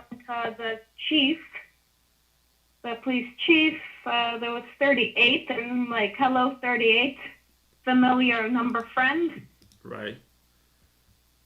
And then concussion, like symptoms, so I put concussion in, that was 42. And then Jeff Lanham, the mayor of Barrie, 44, 46, like Barrie, the city of Barrie's 46. So, I don't know, I thought that was interesting. That's the stories that I see when I get my cappuccino at the bakery. Well, very interesting. Good decoding, Natalie. You get better every time. I appreciate the local news. Thank you. And a shout out to the Gematria family. You guys are awesome. Indeed. Love you all. Indeed. Thanks, Natalie. I'm sure they're sending the love right back. Have a good day. Yeah, you have a good night. Yeah. All right, you take care. Yeah, you too. All right, bye. I'm amazed by all the college students who are finding the time to study and make time for their Gematria decodes. Impressive work. All right, let's go out to New York City. What's going on, New York? Hey, Zach. How you doing? Doing well. How are you? Okay, so I live in New York, and about an hour after the Super Bowl ended, I sent you an email. I don't know if you got it, but anyway, about an hour after the Super Bowl, a friend of mine texted me with the results of that day's win for, the lottery game. And in both in New York, you have two drawings. You have a midday drawing, which happens at about 2:30 in the afternoon, and an evening drawing, which happens at 10:30 at night. So the numbers that came out in the midday drawing at 2:30, so 4 hours before kickoff, you ready? 8712, 8712. That's Gronkowski's jersey number and Tom Brady's jersey number. Sure. Okay. Yeah. And then you're gonna love the nighttime number, which, like I said, was drawn about 10:30, so probably about 15 minutes after the game ended. 0931. Huh. Okay. Final score. Yeah. So I had to share that with you because it's like, okay, so in addition to now knowing sports are rigged, so obviously these lottery drawings are rigged too. And in there's Michigan, no way. In Michigan, the pick 3 the day of the lottery, the pick 3 was 7:55, and Brady went to Michigan, so 7:55 the day of the Super Bowl. Brady gets his 7th championship, and 7:55. Again, it's just like when Obama won the election. The pick 3 in Chicago was 666. And his birthday's 216, like 6 times 6 times 6 is 216. His birthday's the 216th day of the year, August 4th. And it's like in the Super Bowl. Right before it goes to halftime, the Patriots put up a touchdown to make it 21-6 right before the halftime show, and the Weeknd's performing, and his birthday's February 16th, 216. So, again, it's just the way they do it. I really wish I knew how they did it. That's the amazing thing. It's because, I just don't get. I've been following your work probably for at least 6 years, and it took. I'm going to be honest, it took a while, but I eventually you convinced me. I'm like, there's no getting around it. You try and fight it, it's just you can't fight it. These things are rigged, and when I saw the lottery numbers, I'm just like, oh my god. That I just wanted to share that with you. And one other thing, so. There was a story in the news, which I'm sure you saw. I was just wondering, is there any significance to the story today that came out about Bruce Springsteen and the DWI? He got arrested for DWI. Yeah. Okay. So think about it.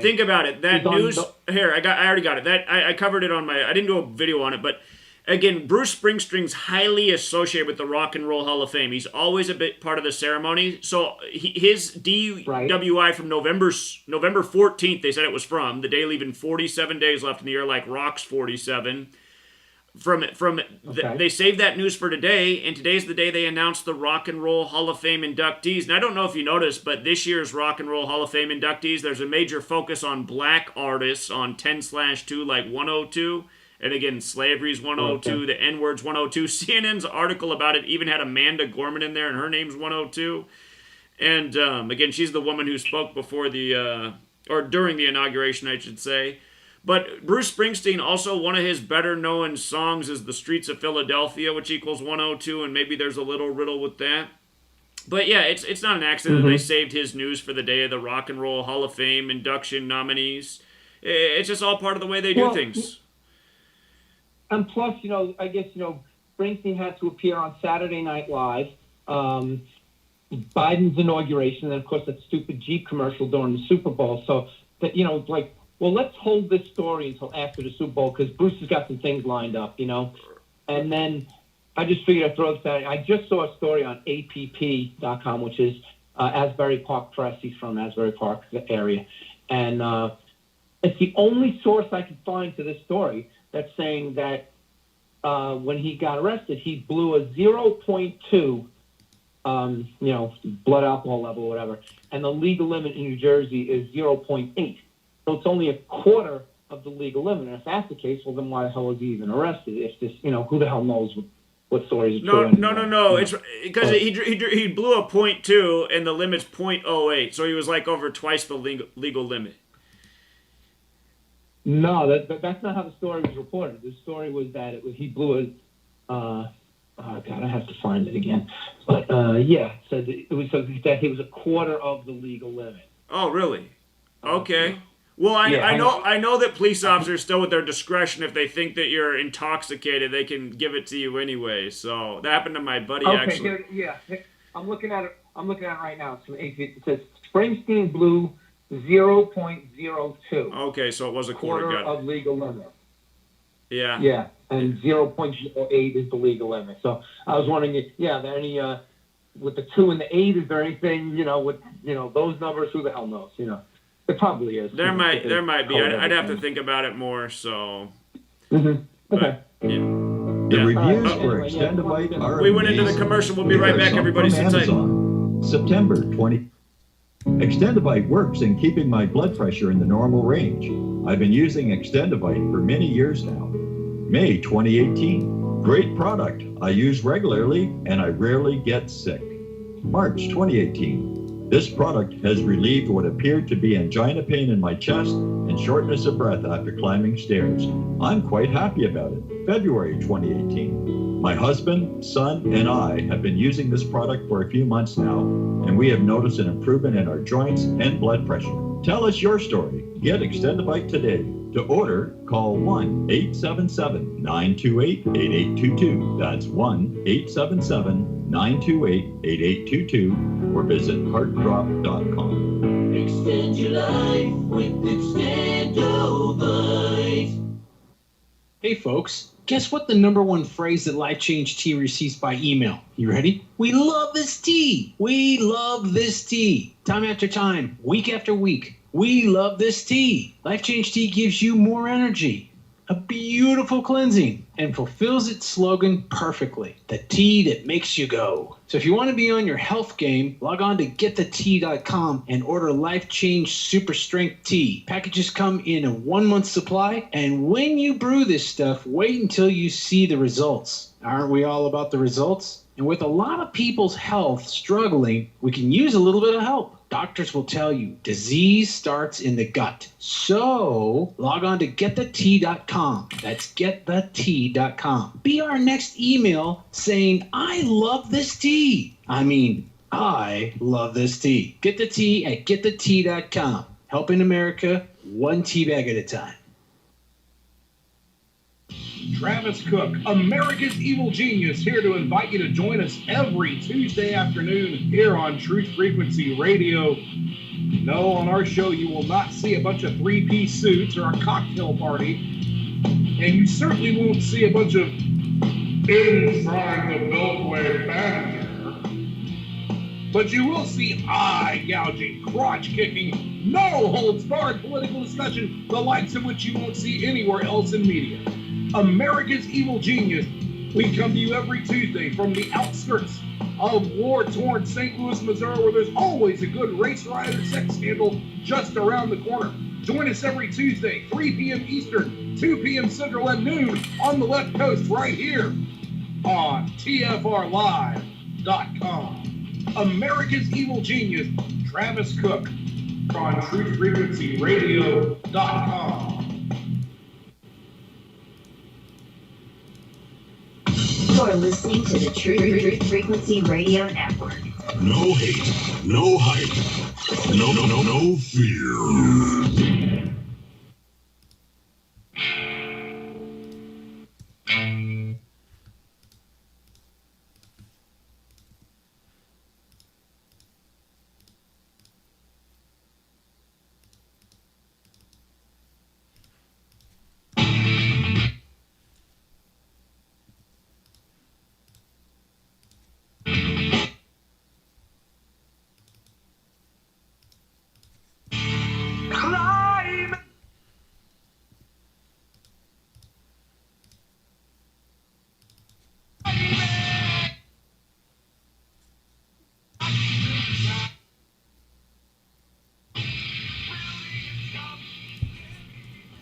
All right, we're back, True Seekers. We come back from the break. The breaking news, Robert F. Kennedy Jr. banned by Instagram on 10/2. And like I was telling you, all the news on 10/2 has been all about 102.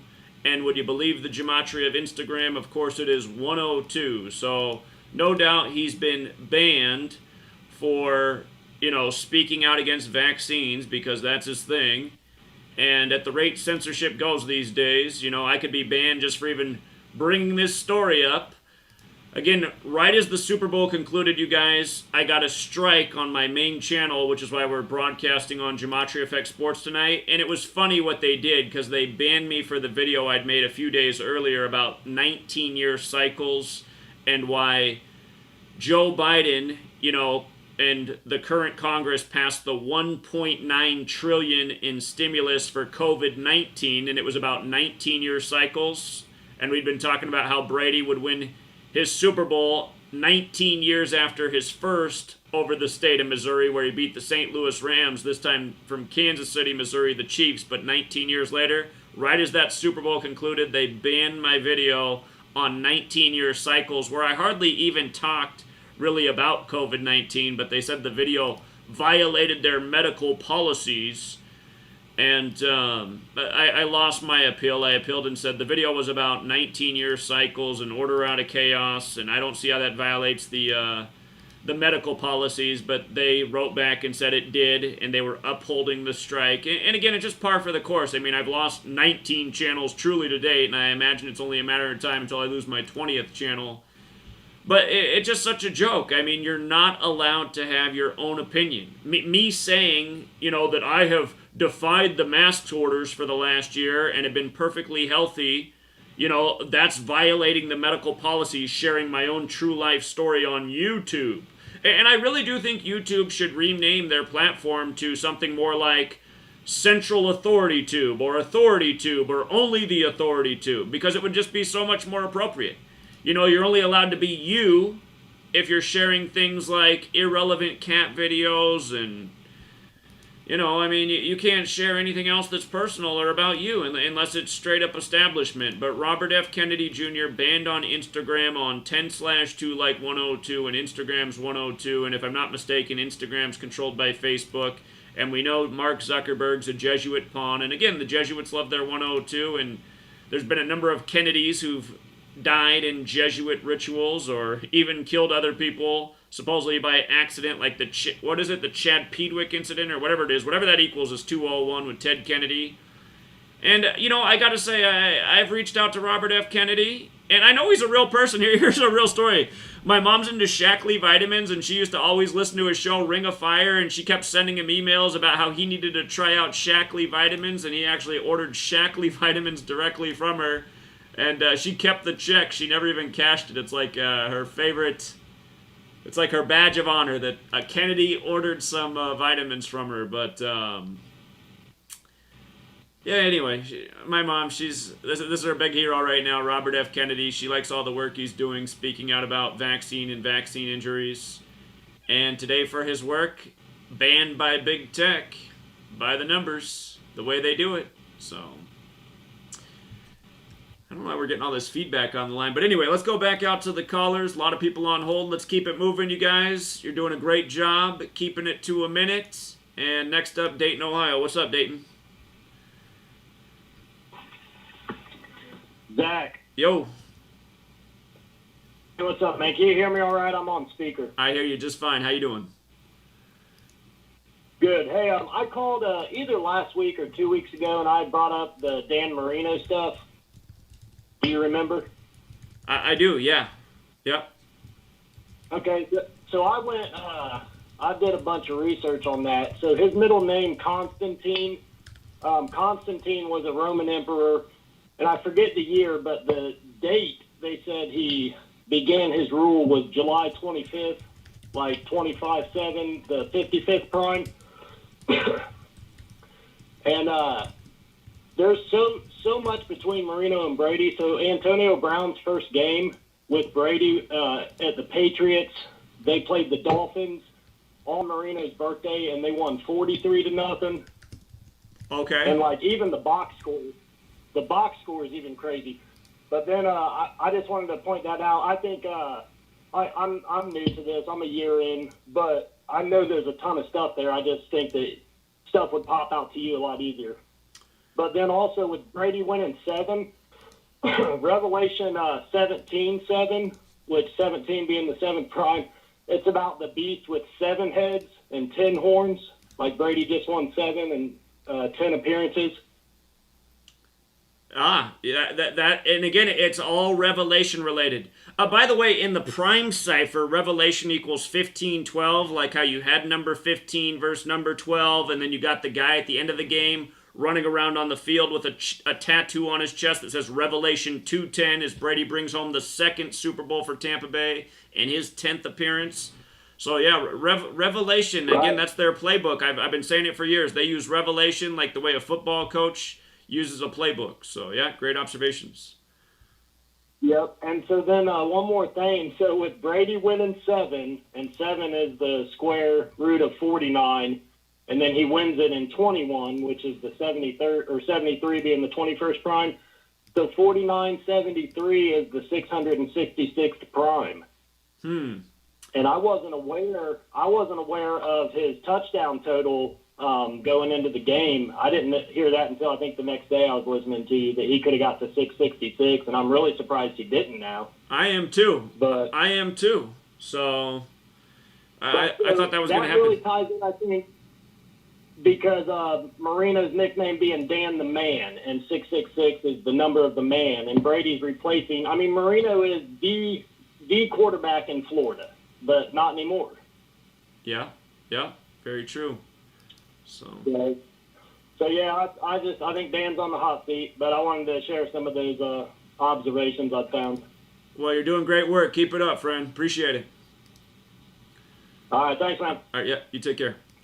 And again, just for all the doubters and skeptics out there, just think about it. In the time that we've been on the air, I already documented all day on my post about how everything's been 102, 102, 102 in the news. I mean, just what are the odds? Larry Flint dies on his 102nd day of his age on 10/2, and then Robert F. Kennedy gets banned during the show by Instagram 102.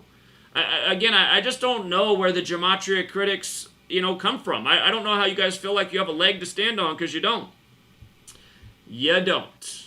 This is how they operate every day. It's so transparent, and what frustrates me is people like Robert F. Kennedy Jr. who have platforms, they don't help us out with it. Makes me even skeptical of people like Robert F. Kennedy Jr., who seems to be the black sheep of the family, but at the end of the day, I mean, why aren't you guys helping us out? All right, let's go out to, oh shoot, I'm getting lost here with the callers. Hold on, let's go out to Connecticut. Connecticut, it's your turn.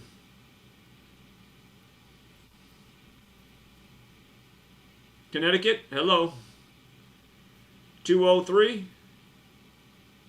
I'm assuming we're just listening there tonight. Thanks for tuning in. Let's go out to Maine, 207. What's up, Maine? Hey, just noticed about the guy streaking at the Super Bowl. Yeah. You see how he supposedly put $50,000 on a bet and won? It was like $350,000 or $350,000. He won $374,000. And what's so interesting about that figure is, again, he had Revelation 2:10 on his chest. There's 404 verses in Revelation. Revelation 2:10 is the 30th verse of Revelation. So after that verse, there's 374 remaining, like how he won $374,000 by supposedly betting on himself to streak on the field. It just goes to show it's all ritual. Yeah, no, it's like 375, but minus the 1,000 for the bail to get out of jail.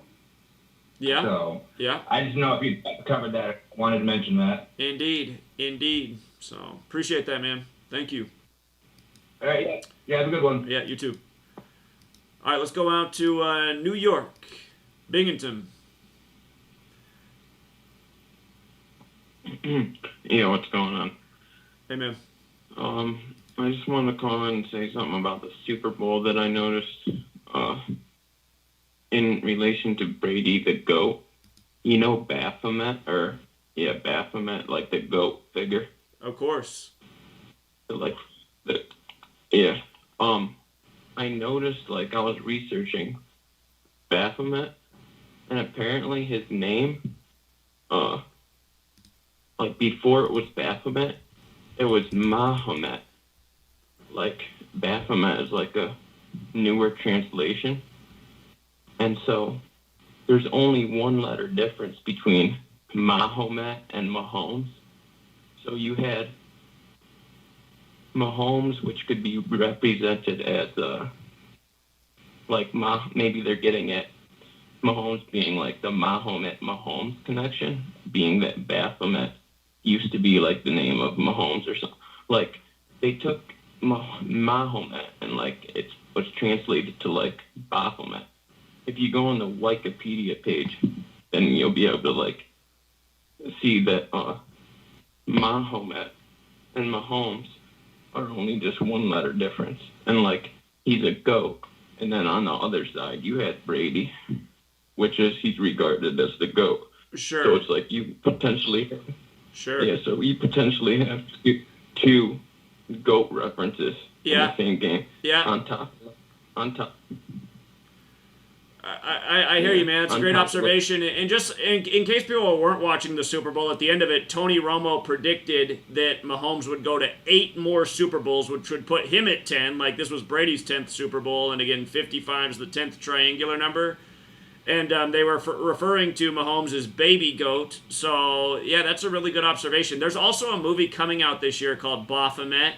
And the plot for the movie is the Richardson family celebrates their 28-year-old daughter's pregnancy in Northern California. Again, the Church of Satan was established in San Francisco in Northern California. And Brady's from Northern California. So just what are the odds that this movie Baphomet's coming out here? And again, the satanic symbol is the Baphomet, and it is part goat. Like, Brady's now the goat in the massive goat ritual. Again, for people who don't know, Brady's 43 years old. Super Bowl 55 was 188 days after his birthday. GOAT equals 43. Greatest of all time equals 188. So you can just see how scripted the ritual is. But were you adding some more thoughts on here about this Baphomet thing? Just a couple more. Like, and on top of all that, then like the satanic-looking halftime show with The Weeknd, and it's Super Bowl 55, and Satan equals 55. And like The Weeknd flashes Satan at his concerts, and he came down like a fallen angel at halftime with the glowing red eyes, and fallen angel equals 55 as well. Yeah, absolutely. Yes, it's undeniable that Satan definitely exists. Like, people say, well, how can you know that? Well, I mean, it's clear that evil and Satan definitely exist. But on your live stream, you're talking about 73 dropping the pass. I think that was actually part of the script, because I think when I first seen that, I was like, wait, is that the script telling us that Brady's not going to get to 73 since 73 dropped the ball? Like, I was like, oh, crap, does this mean Brady's going to lose? And then later in the game, when the bad snap, after the Buccaneers already had the game in hand, there was a bad snap, and Brady had to, like, run back and recover the ball. And he recovered the ball at the 34-yard line, and this was his 34th playoff win. So it's like even stuff like that is like scripted. It looks like they messed up like the script, but even that, like his interception, like I think that was built into the script too. Like, because they want it to look like, I don't know, like, but I think it was built into the script too. Like all that messed up stuff. All right, man. Interesting observations. But yeah, that's man. I appreciate it. You have a good night. Keep it up, man. Good work. Thank you. All right, let's go out to North Carolina. What's up, North Carolina? Oh, hi, Zach. Yeah. Hi. Thanks for taking my call. I appreciate your work, man. You're welcome. I got both your books. Yeah. Okay, my name is Lucian. I live in Raleigh, North Carolina, and I've got a bit of a decode about an incident which happened in Raleigh in 1972, and I believe it's connected to the shooting of George Wallace, also in 1972, by Arthur Bremer. Right. Did you ever look into that? Oh, many times, many times. Okay, well then, hopefully this will just be adding some stuff to what you already have, and I won't go into it too much. That was May 15th, 1972. Arthur Bremer of Wisconsin, who worked as a busboy, by the way. Busboy matches in 3 ciphers with Jesuit. And 2 weeks later, on Memorial Day, May 29th, 1972, a man by the name of Harvey G. McLeod, he shot his .22 rifle in the parking lot of North Hills Mall, which is a mall here, still here, North Hills Shopping Center here in Raleigh, North Carolina. He shot up the place, and he killed some, and then eventually turned the gun on himself. Now, it seems like this. Did you ever notice the connection to President Harding? I don't know if I ever drew that parallel. Okay, so Bremer published a like his assassin's diary, right? Right. You recall that? Right. And he co-authored it with a mysterious figure named Harding LeMay. Harding LeMay. I see. Okay, so I actually did a pretty big decode on this, but I know you kind of want short calls tonight. So what I'm thinking about doing is just kind of putting it up on Free to Find Truth. That's a great idea. So where can people find it? What's your name on Free to Find Truth? I need to sign up on it. Oh, yeah. But I've left a couple comments here. Yeah, I've left a couple comments here on YouTube. My name is Lucian Provencher. All right, I'll look for Lucian. Provencher. I'll look for Lucian when you sign up. Appreciate that. Yeah. So this McLeod guy, Harvey, his name is Harvey McLeod. Harvey G. McLeod. Harvey is 29. McLeod is 29. Memorial Day that year was May 29. Yeah. That's 529, which is 23 squared. Warren Harding, President Harding, died in office in 1923. I see. Okay. George Wallace was campaigning when he was shot at on May 15th, 72. A U.S. senator from North Carolina was campaigning at North Hills Mall that day that guy shot that place up. And his name is B. Everett Jordan. And his name also matches up by the numbers.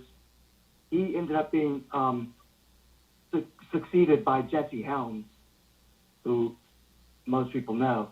Sure. Many people know. Sure. Yeah. Anyway, so there's some 29s in there. The birth date of this Harvey McLeod, 12/17/49. So 12 and 17 is 29. Indeed. All right, Anyway, friend. I appreciate it. There's quite a bit more. Yeah, I'm looking forward to You're that welcome. post, man. Thank you so much. You have a good night, Lucian. You're welcome. All right, let's go out to Austin, Texas. What's up, Austin? Hello? Hello. Can you hear me? I hear you. Can you hear me? I hear you. All right, I'll keep it quick then.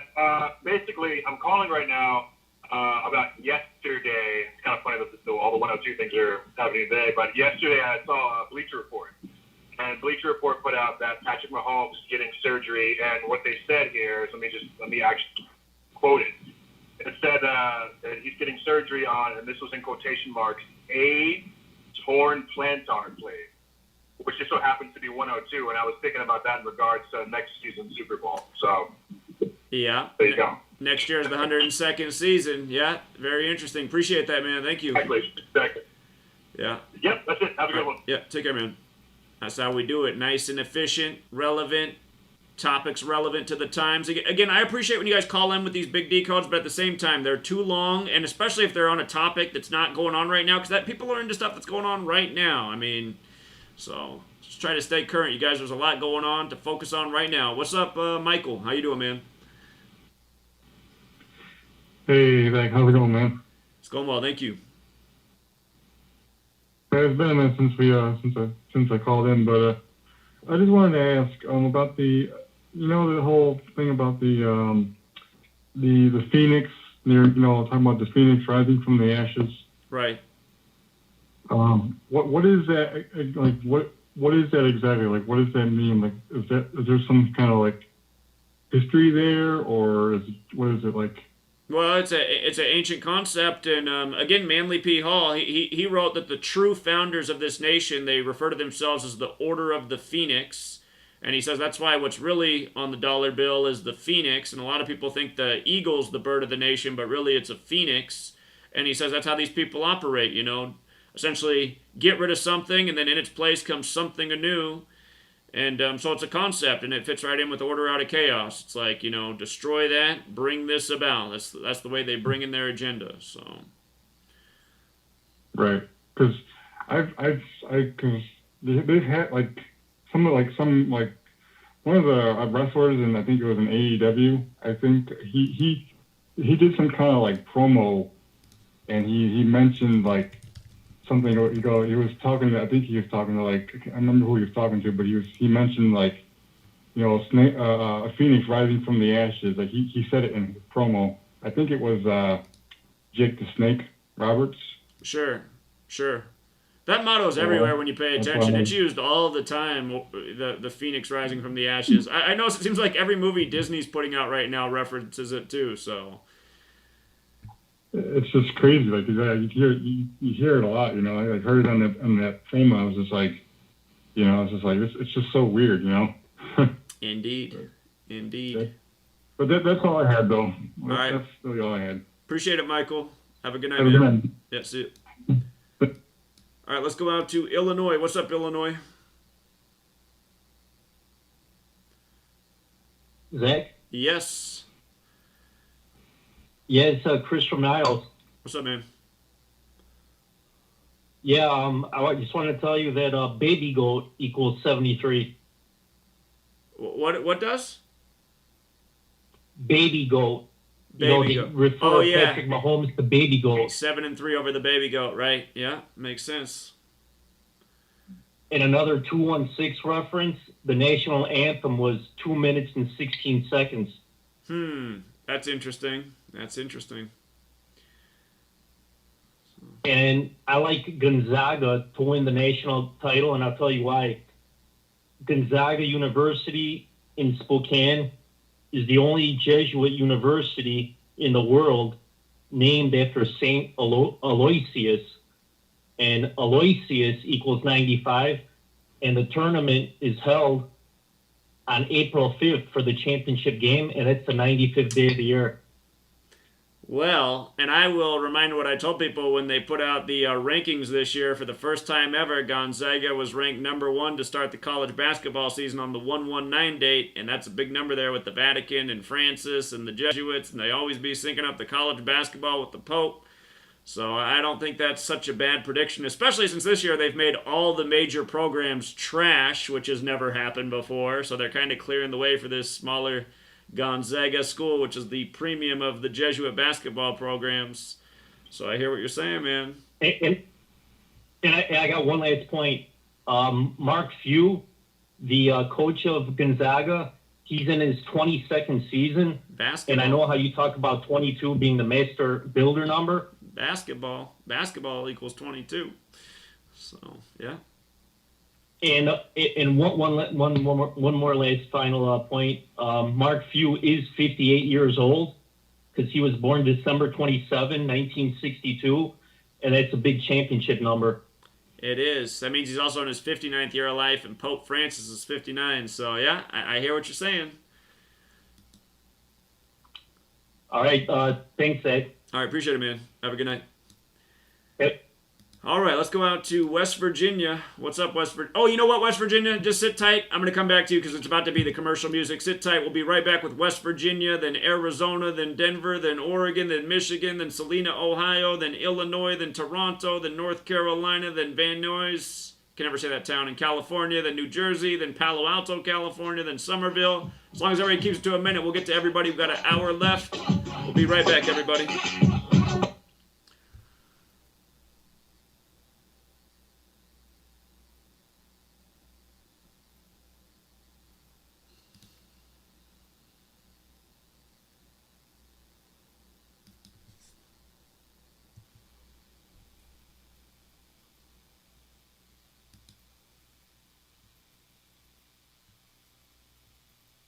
Hi, my name is Ella, and I'm 10 years old.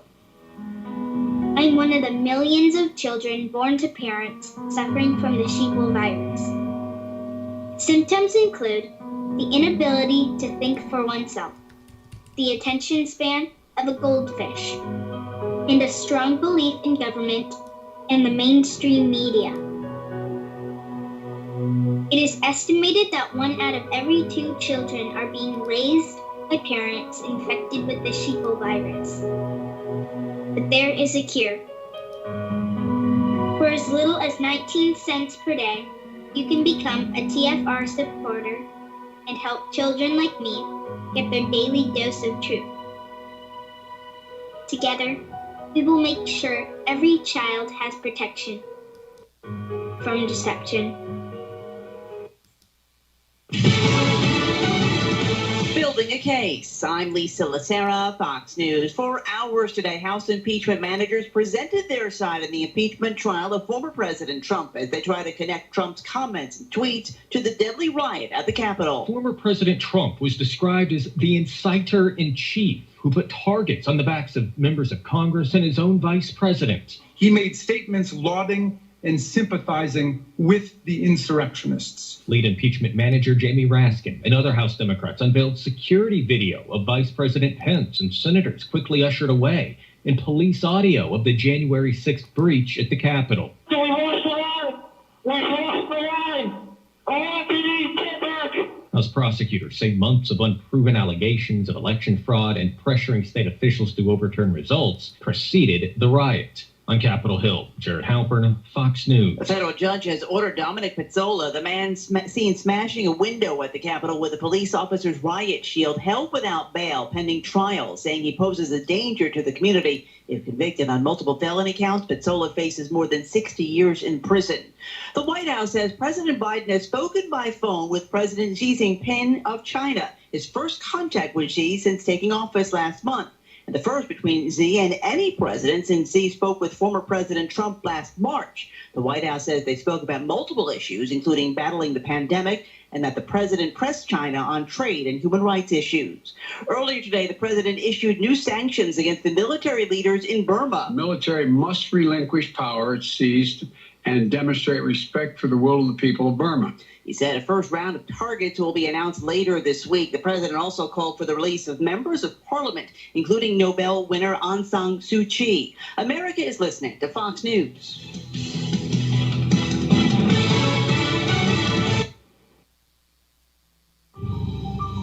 You must unite what has been citizen. We are TFR, Truth Frequency Radio.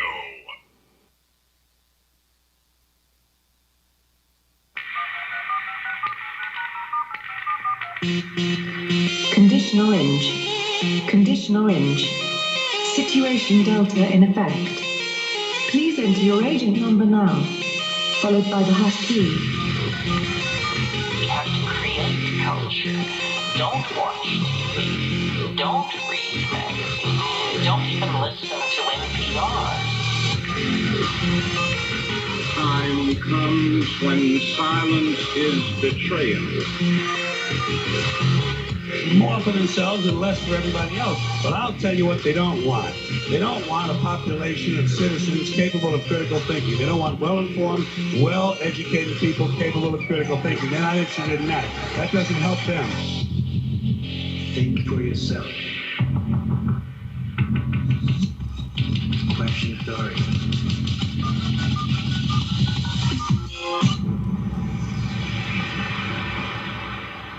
This code has been compromised.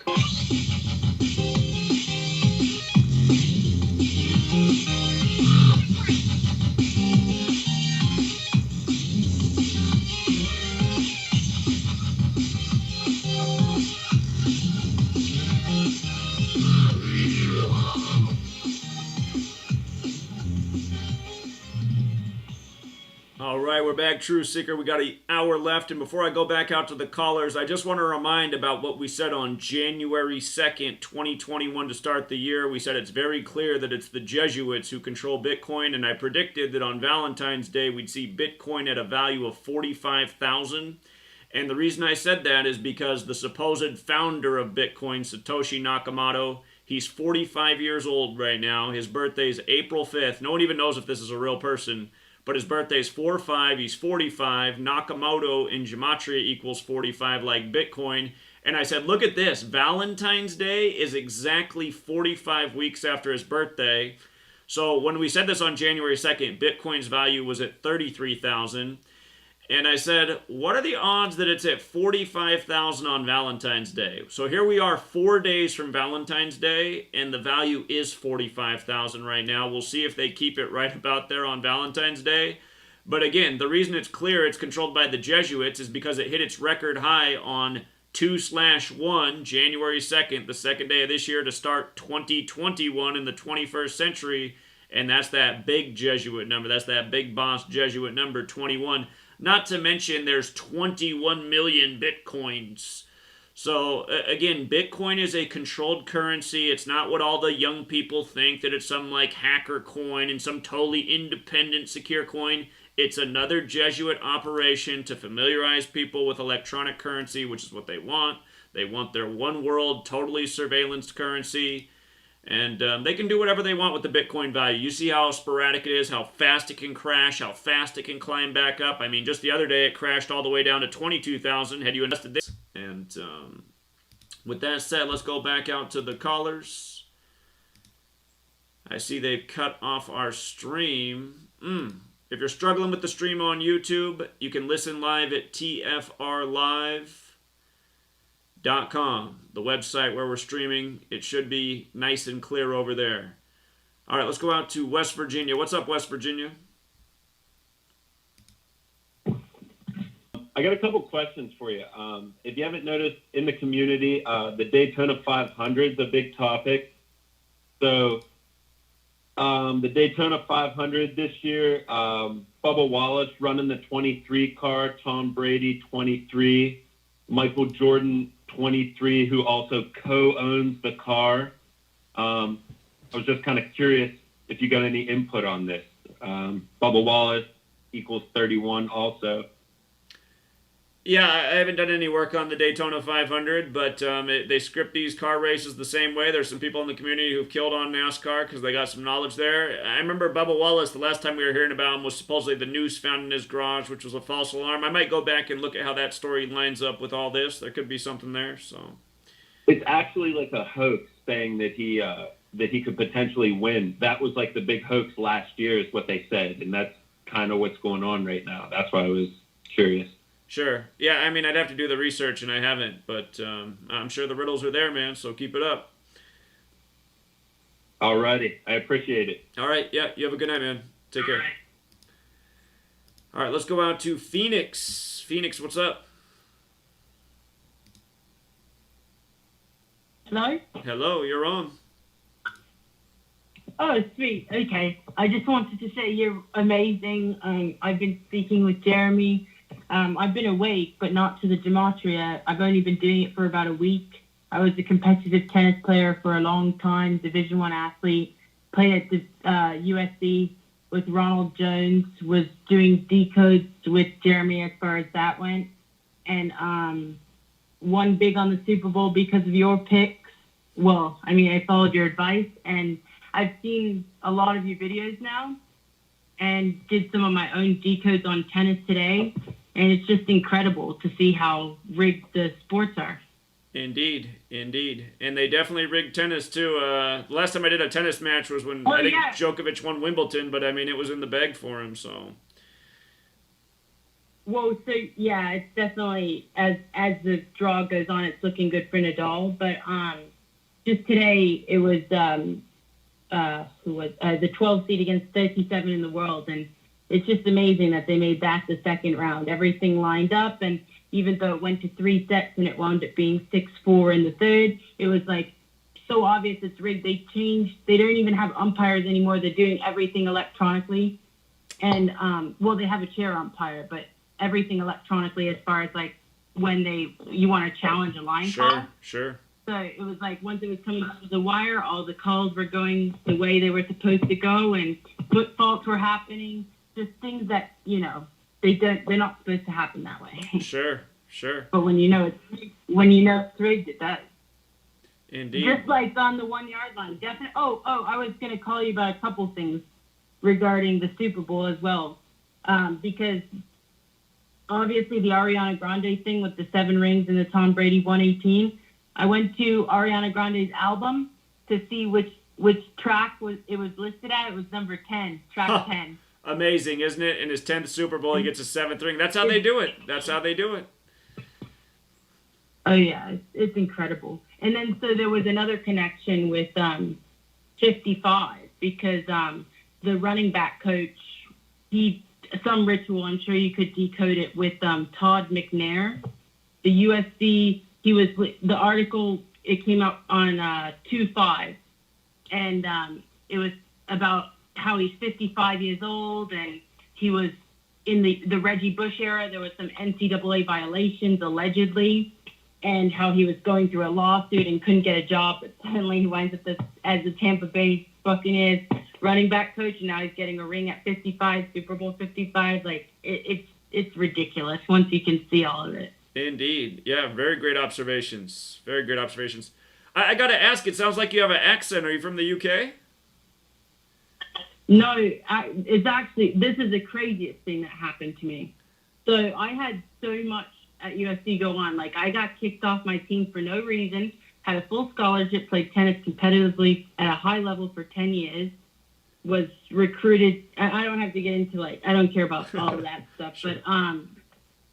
But, so had all this stress go on there. People I got to witness inside the corruption that was occurring, and started having seizures about a little over a year ago. So since December 2019, I've had a British accent, and it's never gone back to American. Huh. But I'm born and raised in America. I was born in Minnesota, raised in Arizona. That's another thing. This is the other thing, okay? So I don't know him personally, but one of my really close friends wants to become an NBA ref. And I've been showing him, I tried to show him the videos. they're awake in other sense. Like they know they don't trust the government and stuff, but they can't fully wake up to the fact that everything is rigged. Sure. Whereas I was already awake to the distrust of the government, seeing how things work. So once I discovered this through you, it was like it wasn't too hard for me to like take it all in at once. Sure. And so with with Byron Murphy Jr., you're gonna have to look into this one because so my friend wants to become an NBA referee.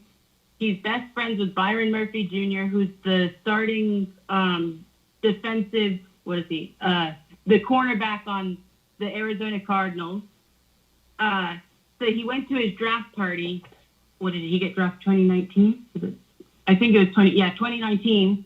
And they were expecting him to get drafted in the first round. Went to University of Washington, and he didn't get drafted in the first round. But the best part is he got drafted the 33rd pick, the first pick of the second round. The Cardinals, I know this. The Cardinals gave him number 33. I know because I'm from Arizona. I've looked at this. Glendale equals 33. It's on the 33rd parallel. It's like, come on. Like, Indeed. this stuff doesn't even get... So ritualistic. It's so obvious. Yeah. And I saw your whole thing on Bill Buildwell and the Cardinals in 10-2-2-10 about his death. Right. And I know you say about 102, and I believe you about not Cam Newton, the era of the black quarterback. That makes sense. With the Cardinals, I saw on Kyler Murray's page that he gave best player of the year, whatever, upcoming player of the year to Byron, who is that cornerback dude. So it's like he's definitely, I don't think he was, I know for sure some of these people are definitely like, yeah, when you say born into it, as far as tennis goes, I saw your article from your old blog about Venus Williams and the Aura scene, because I said for a while, oh, that was definitely a blood sacrifice. Right. But then I saw your book too about Venus and Morningstar and Lucifer. I'm like, oh wow, it just makes so much sense, because even growing up, there's videos from when they're on that one of those docuseries with Tiger, like all these people that are professionals now have been on it when they're like kids, like 12, 13 years old, and they become famous. And with Venus and Serena, Richard said, which is their father, Richard, said that Serena would win the U.S. Open first and Venus would win Wimbledon first. Like, so they were 100% born into it. Sure. Born for the script. Amazing research. And then I was going to say, I hope you stick with this, because you got the natural ability for it. You're connecting all these dots. So, and I'm glad you and Jeremy linked up, because he does great research too. Today, I'll let other people get in on the line. So what I got today for writing in is as far as the tennis match goes, it was Kuznetsova against Belinda Bencic, who, where is this? I definitely took the notes, because it was so ridiculous. Like, I was like, you cannot, like, and also with John McEnroe, I don't know if you know who that is. Oh, of course. But so this boy yesterday, he was playing the number 1 seed Djokovic. I trained with him for 6 months in Maryland. He definitely wasn't born into, like, so I was, tennis is like, the difference between tennis and football and basketball is like, tennis is like golf. So you grow up with like tons of wealthy people. It's a wealthy sport. So a lot of these kids, their names are picked. So like Roger Federer and all these people, like, people don't even know how wealthy he grew up. And I don't know about Nadal, but just in general. So there's another boy in the tournament. I saw he's the 27th seed. He won yesterday in 5 sets against his best friend. But like, he's a Macy's. His mom is an heir to the Macy's, the department store. Sure. And like, that's just the type of people that are involved in this sport. Like, I have another person that's a pharmaceutical. They sold their pharmaceutical company. At least that's what was reported. It's the amount of money, and it's all connected with these, like, what's going on behind the scenes. I don't even want to know what these people are doing. Sure, indeed. But I really want to find that. I'm trying to find it, because my friends and family think I'm ridiculous. We're doing these decodes, and I'm like, okay, well, the tennis it's so rigged and Right. I wish I could find this because it lined up so perfectly today. Where is it? I wrote this down and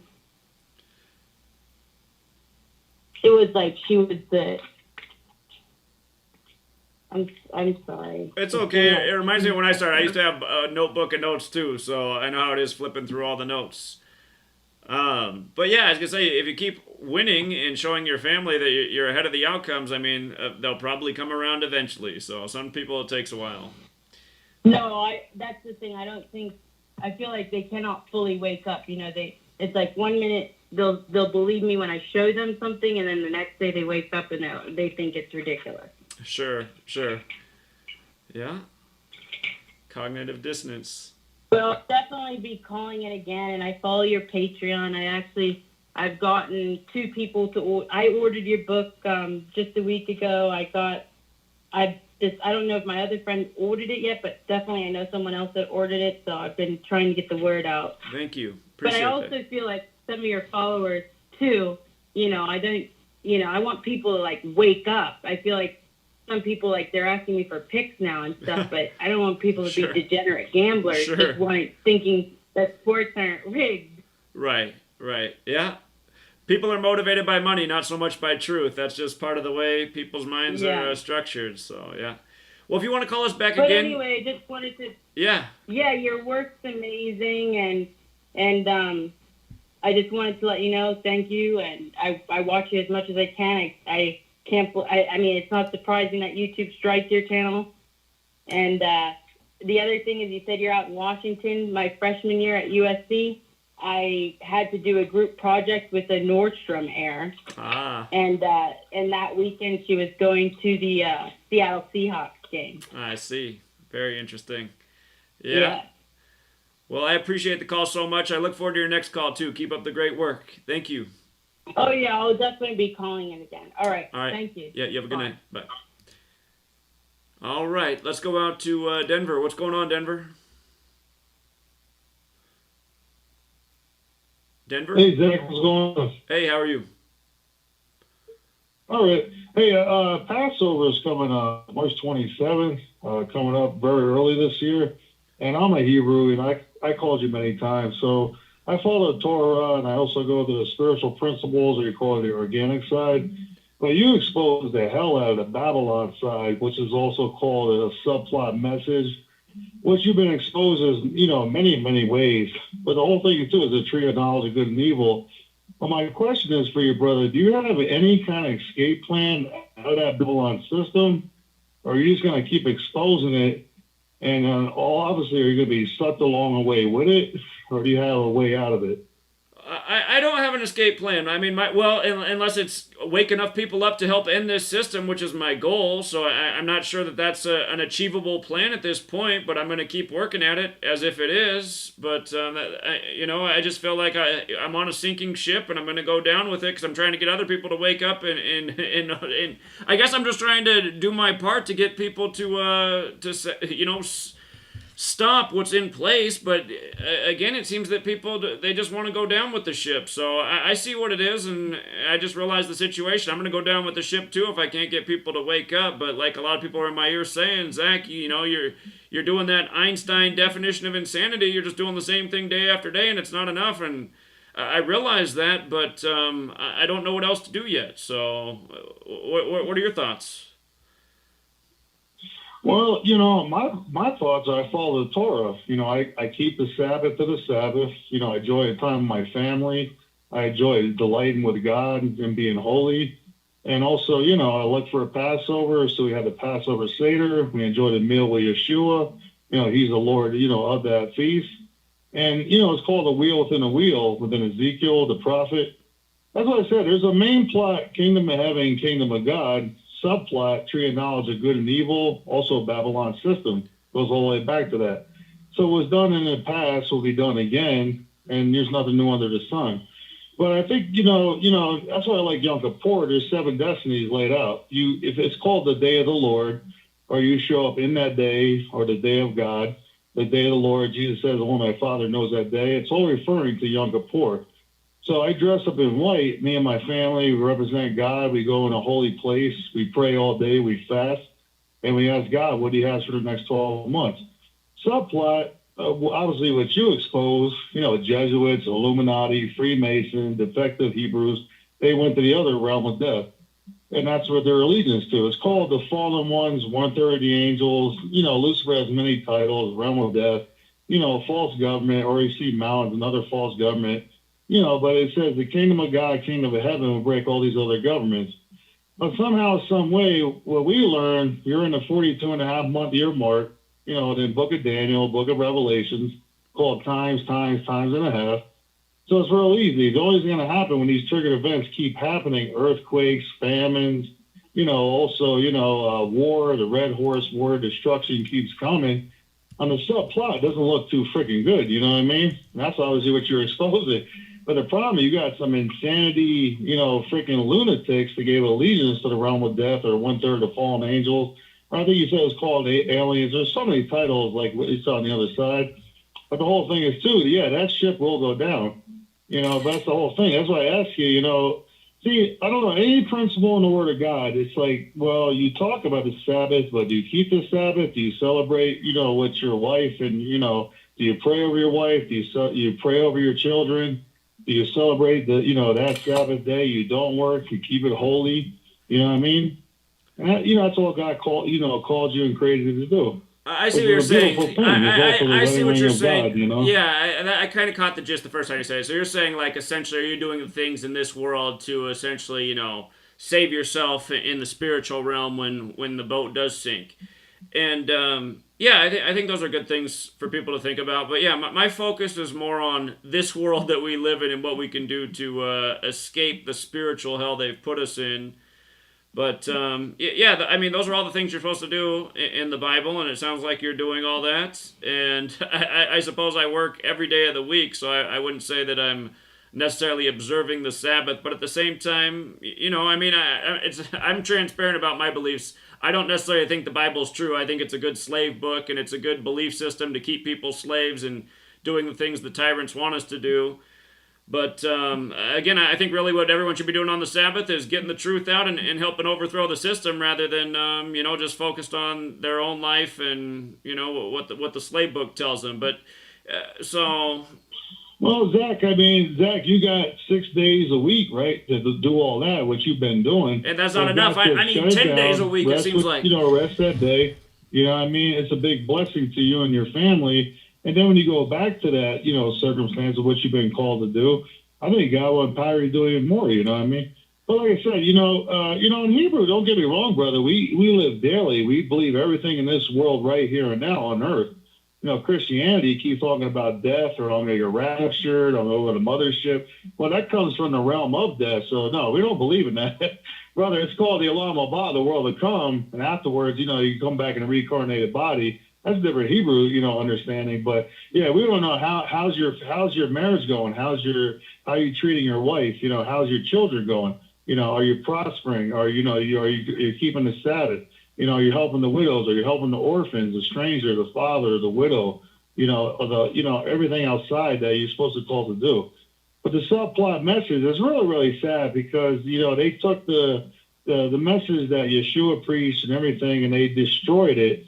Obviously, what you expose on the other realm, like I said, they try to play God. It's Lucifer, the realm of death, alien, so many titles it has, and you expose the hell out of it. I think I called you many times before, but like I said, Zach, let's go to Yom Kippur. It's called 7 Destinies. You know what I mean? If you don't show up in the day of the Lord, just 6 other destinies laid out for you. And you say, yeah, whatever, okay, it's like 2 Hebrews, 3 opinions, right? We get it. You know what I mean? Good chances maybe you're right, or high chances maybe the guy is wrong, but only God knows. So we just leave it at that. We like to have a good debate, so like our veins popping out of our head, and then we shake the hands with the guy, we love him, we bless him, it's like, hey, let's go have a meal. But some people, they depart in destruction, hell, and anger. It's like, man, I think you have other issues going inside you, not necessarily around you, what you're trying to battle. But sure. I don't know, Zach, that was a message for you, brother. But you're doing good work. I called you many times. I think the last time you hung up the phone me, I guess it was a different day. But keep doing what you're doing. It's just like I like watching you because helps me. I'm one more step closer going to the Abrahamic covenant. Hopefully it's called ruling and reigning with Yeshua for the last 1,000 years on earth. But yeah, if you're stuck in the nations and you're without God or you're without laws, they're called lawlessness, yeah, it's going to be a bad day. And that's what you're really exposing where it's going to come to, you know? Indeed. The earth will always remain, and man will be on it. But you got to ask yourself, where am I going to be, where I'm going to be at that last remaining days on earth? True. Obviously, Yeshua says weeping and gnashing of teeth in outer darkness means in the nations, not back in the land. So, Christianity, so I'm going to rapture, die, beheaded. Well, good luck with that. I hope it works out for you. Nah, Hebrew, we don't believe that. Just like Noah, can you usurp the judgment of God? The answer is yes. You have people like animalistic nature around you, but Noah's concentrated, focused, do what he had to do, what God called him to do. Because obviously we can't control when people are going to bestiality, homosexuality, divorce, all kinds of curses, everything. And don't get me wrong, that could happen. That's what makes you a human. But the intensity, the level where it's at in this Babylon, spiritual Babylon, United States, my brother, you're in it. You're in a made headquarters, you know what I mean? That's why you're exposing the hell out of it. Indeed. So, friend, we're going to commercial, but I always appreciate the call, and you're very well spoken. And again, I told you a long time ago you should start your own platform because you got the voice for it. Be right back, everybody.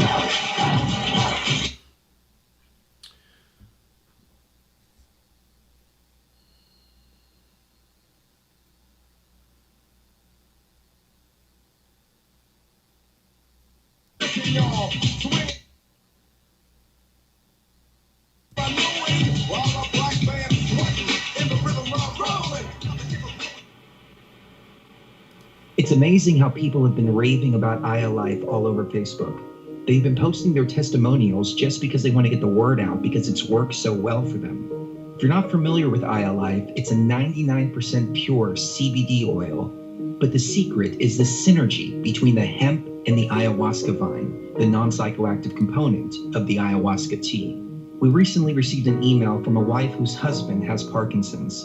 For the first time, he's been able to sleep through the entire night. Another customer reported that they're no longer using NSAIDs because their tennis elbow has been relieved with iAlife. The reports have been phenomenal and much more than we ever expected. Everyone should have access to this.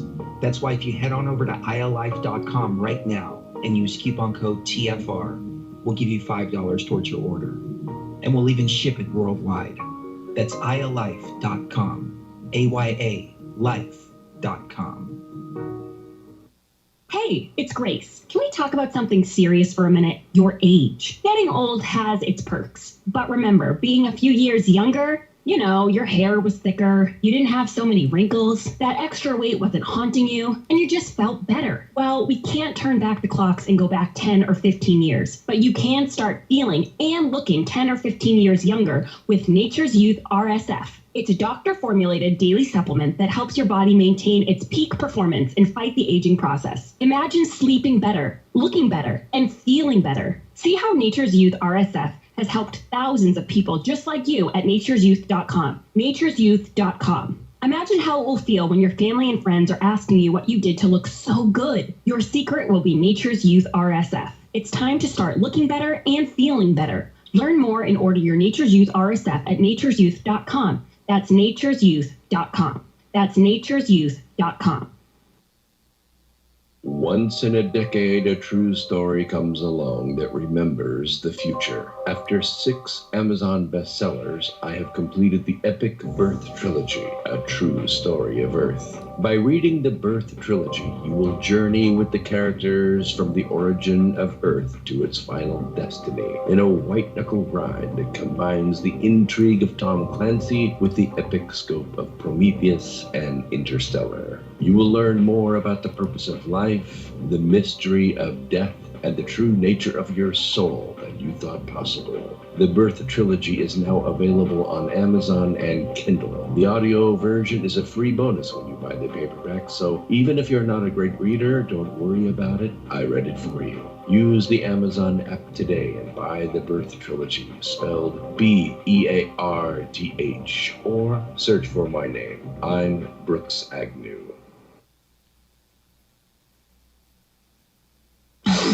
No hate, no hype, no fear. We are TFR, your protection from deception.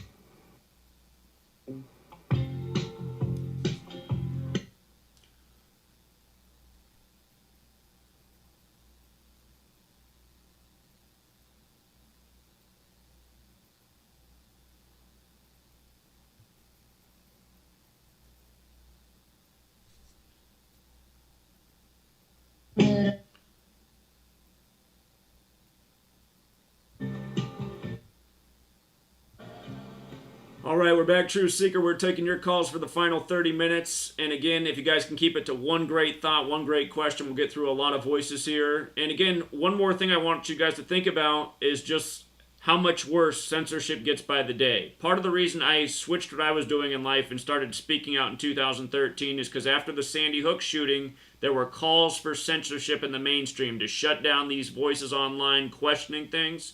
And I said, man, oh man, I better start speaking out right now and share what I know before there's no room left for me to speak out either. And of course, I've been censored a bunch of people have been censored a bunch, and it just gets worse by the day. And I mean, the whole symbolism of puppet Trump being taken down is even big tech's bigger than government. And we know big tech is what controls the information flow in this world, and they're just showing it doesn't matter if you're the president, the son of a former president, if your voice is against the mainstream consensus, you don't have a place to speak anymore. And again, for all of you guys who are afraid to speak out now because you get ridicule from your friends and family, you might realize the thing worse than ridicule is not even being able to speak out. So you better do it while you still can, in case you can make the difference. And I really do think if more people spoke out instead of, stayed quiet and silent out of fear of ridicule, I think more people would come around. All right, let's go out to Oregon. What's up, Oregon?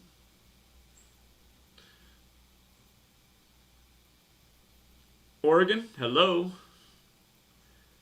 Okay, Oregon, I take it we're just listening. Let's go out to Michigan. Michigan, how are you?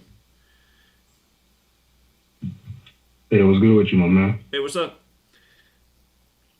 Yeah, I had just saw your re-upload your interview with Larry Johnson, and he was talking about optimism. He wasn't really, he wasn't really showing none. And I'm about to turn 17 next Monday, so I just want to tell you right now, I'm sorry, I really ain't got none. Seeing it, this Gen Z and millennial people around me, they sleep. I don't really know what you can do to get to them. I'm not sure, but I'm losing hope, honestly, honest to God. But I mean, I want to say that, and also, I don't know, it's losing me. I don't want to take up your time, but I don't know. You're not taking up my time. You're not taking up my... I just got to talk back to you. First of all, your voice sounds a lot older than 17. You got a good voice. But, when I was your age, I was around your age when I started to feel the same way. George W. Bush rigged election just had me thinking, what kind of country do I live in? And then 9/11 happened shortly after I turned 18, and then everyone was sound asleep, and I couldn't believe it. I felt that was the most hopeless time of my life. And honestly, things are worse now than they were then. But just realize, man, don't lose the inspiration. Don't let the depression take you, because us awake people, man, we're the only fighting chance this world has. In that phrase, man, when the tough gets going, the going gets. Or I'm screwed it up. When the going gets tough, the tough get going. That's who we got to be right now. And it is a hard road, man, but there is room for optimism. People like you are still waking up. I thought your generation, I thought everybody'd be asleep with just everything they were doing to you guys, but still you guys shine through and show that even you can see the forest for the trees. So, you just got to stay on the path. It's a hard road, but like they say, all good things, they don't come easy. But I do appreciate you phoning in, and anything else you want to say, my man, you got the floor.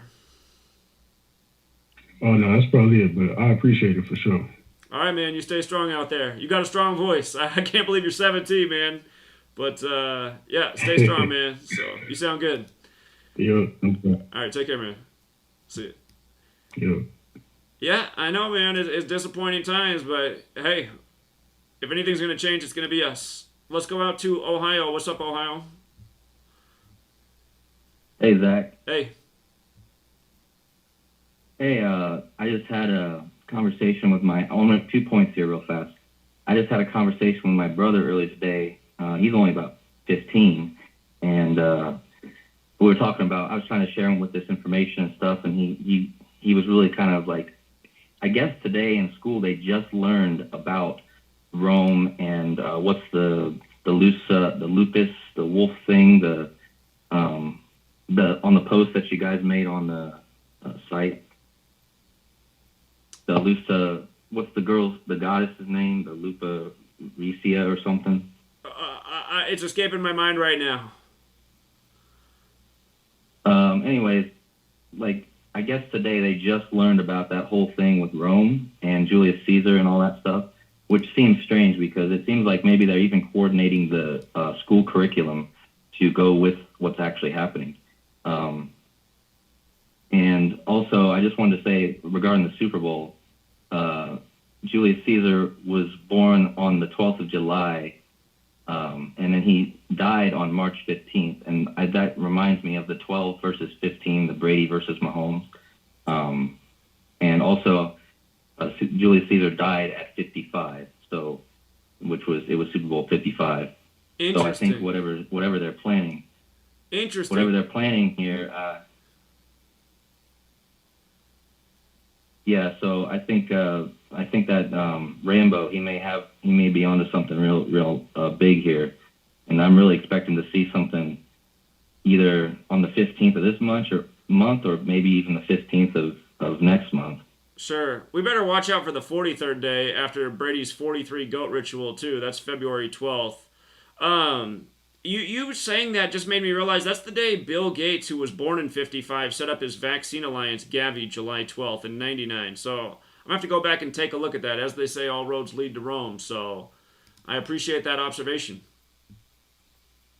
Yeah, and like I said, I think they're coordinating the curriculum in schools to program the kids before the stuff happens. Oh, of course they are. Because like I said, my brother just learned about that today, and we were talking about that earlier, and then I brought this information to him after I read the article on your site, what Rambo wrote, and he was actually starting to really see what's happening. And he's only 15, but I think I told him if Kamala ends up becoming president here in the next couple months, I don't know how you're going to be able to deny what I told you. And I posted on my Facebook too. Just a minute ago, I posted, I think we're going to see Kamala be president here soon. So we'll see if everyone can really deny it once it happens. Well, it'd be interesting if it did happen soon, like Rambo said. I really think it's going to be June 1st, 2024, but it could be sooner. So, yeah, I'm pretty sure we'll see it happen, though, in the Biden presidency. And that's probably the safest prediction you can put out there. So, but, yeah, man, keep up the good work. Appreciate the observations. Thank you. Thanks, man. All right, yeah, take care. All right, let's go out to Illinois. What's going on, Illinois? Hello? Hello. Hey, what's going on, Zach? Hey, what's up, man? Hey, real quick, I know you short on time. One thing, two quick things I want to point out. I don't know if you've seen CNN when they released the body cam footage of the terrorists, as I call them, when they went in on the Capitol. The lady from CNN said the body cam footage showed a time of 4:20. Oh, really? Huh. Okay. Yeah. I didn't see the footage, but I saw all day CNN was saying brand new footage of the Capitol riots. Like, where's this brand new footage from? What have they been? It's obvious. It's also ratings driven. They want people to tune in and see the new footage. It's just like, come on. Was this like a TV show? So... Yeah, the new footage was all these Capitol guards who just happen to have body cams on. Yeah, where's that been? They showed the footage and they showed them like attacking them. They said this was that body cam footage showing at 4:20 that day. 4:20. Where's my bag of weed? All right, man. You got to be high to not see it, man. So. Yeah, right. Yeah. But one other thing, I also want to tell people too, like how you stress how the Jesuits control everything, and so I think I heard a couple of your callers talk about how they, how are they recruiting and all of that. If you want to see how they a way that they recruit or how they pick these people, even though they say it's pre-planned, watch that NFL documentary special called The Football Life. Okay. They have one on Vince Lombardi. Okay. Jesuit educated. And yes, and you should see all the Jesuit, if you want to call them Easter eggs, or like they say with the movies, you can see all the Jesuit symbolisms in that documentary. He went to, he started off in a Catholic high school. He started coaching in another Catholic high school. He went on to Fordham with a scholarship, and he played, I think he played offensive line. He played like tackle or guard. And at that time, Fordham was considered one of the best teams in the country. Yeah. And they beat, and even visually, they showed a sign during a game against Pittsburgh. A fan was holding 45. The offensive line that he was a part of was called the seven blocks of granite. Huh. Okay. I'm gonna check that out. It's called A Football Life? Yeah, so the NFL Network, it's the NFL Network. Uh-huh. It's their document. It's like their version. You know how like ESPN used to have Sports Century. Right. The NFL Network, it's their version of a documentary. It's called A Football Life. They've done a bunch of them on different on a bunch of different people, but it's 2 parts, and the first part is the interesting part because it shows you like how they talked about it. And they have no problem telling you. They said that it was the Jesuits that molded Vince Lombardi into being this great coach who he was supposed to be. Yep. And they said he was it wasn't just he was just athletics. He was into the whole thing, the whole life of being a Jesuit at Fordham University. Yeah. It shows you like you always it shows you how they set up everything. Like, because I always wondered how did the Packers and the Cowboys have this little miniature rivalry, and I never knew that Lombardi was an assistant coach on the Jets with Tom Landry. So basically, Lombardi ran the offense, Landry ran the defense. Interesting. For the, no, not the Jets, the Giants. I'm sorry. I know it was New York. It was the Giants. They both were assistant coaches at the same time on the Giants, I believe. I'm going to check all that out. And just to remind people about Lombardi, he died on 9/3, September 3rd, one day before that NFL season began. Talk about suspicious. He was set to coach the next day. And then 9/3 is that number associated with Saturn, the keeper of time, the first Jesuit Pope, Francis, born on Saturnalia. They just did a hologram version of him at the Super Bowl with him talking about, it's not about if you get knocked down, it's about if you get back up. But the day he died had 101 numerology, and this was the 101st season where they did this. And then with regards to his death on 9/3, the Chiefs now have 93 points scored against them in Super Bowls. Saturn's 93, Satan's 55. Saturn represents Satan in astrotheology. So, yeah, great tips, man. I'm going to check that out. I appreciate it. You have a good night, friend. All right, yeah. All right, yeah, you take care. You too. Have a good night. See you, man. Let's go out to California. What's up, California?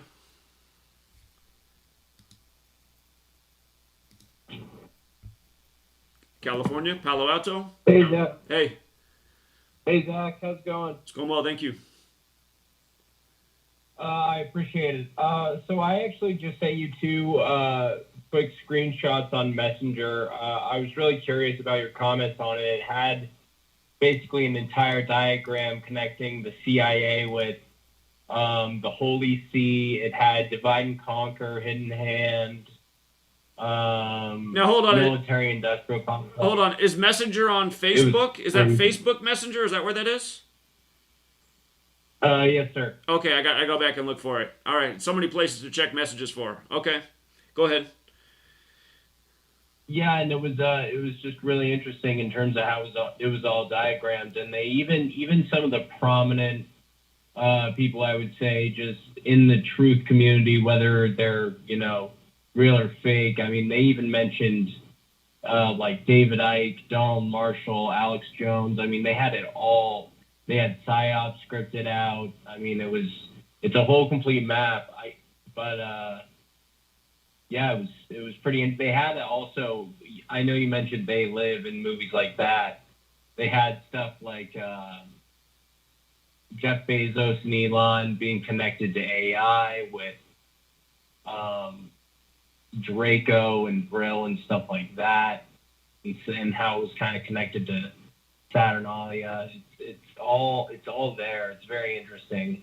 I do data and market research, and data science, so that's kind of why I was able to find those diagrams. I was just trying to find something objective, but yeah. Appreciate that. I will look for the post. Thank you so much for the research. Yeah, no worries, sir. All right. Thank you. You have a good night, friend. Take care. Let's go out to New Jersey. You hear me? I hear you. I just want to, you know the Bill Gates, cloud dust? He's planning to put cloud dust into the skies. Oh, sure. Yeah. I've heard about. Yeah. Yeah. And Elon Musk Neuralink.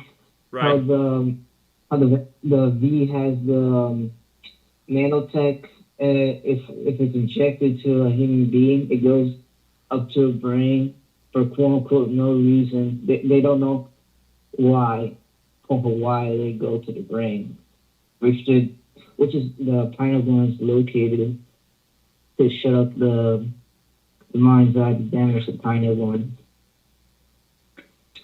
You heard about that?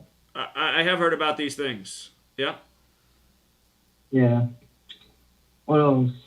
Oh yeah, back this was like a long time back, but like Van Halen, the day he died or something like that. October 6th, the day leaving 86 days left in the air. Guitar 86, Blood Sacrifice 86. Oh yeah. Yeah. His guitars turned to A for 443 hertz. If you do numerology is 11. So like, I know how to play guitars. And I just figured it out. It's like on like close to A 443 hertz, close to C 520 hertz. It's pretty interesting. Indeed. Appreciate all those observations, friend. Good thoughts. You have a good night. Hey. Take care, man. You too. I'm going to try to keep it moving here. Let's get a bunch of people in. One great thought, one great question. What's up, Richmond?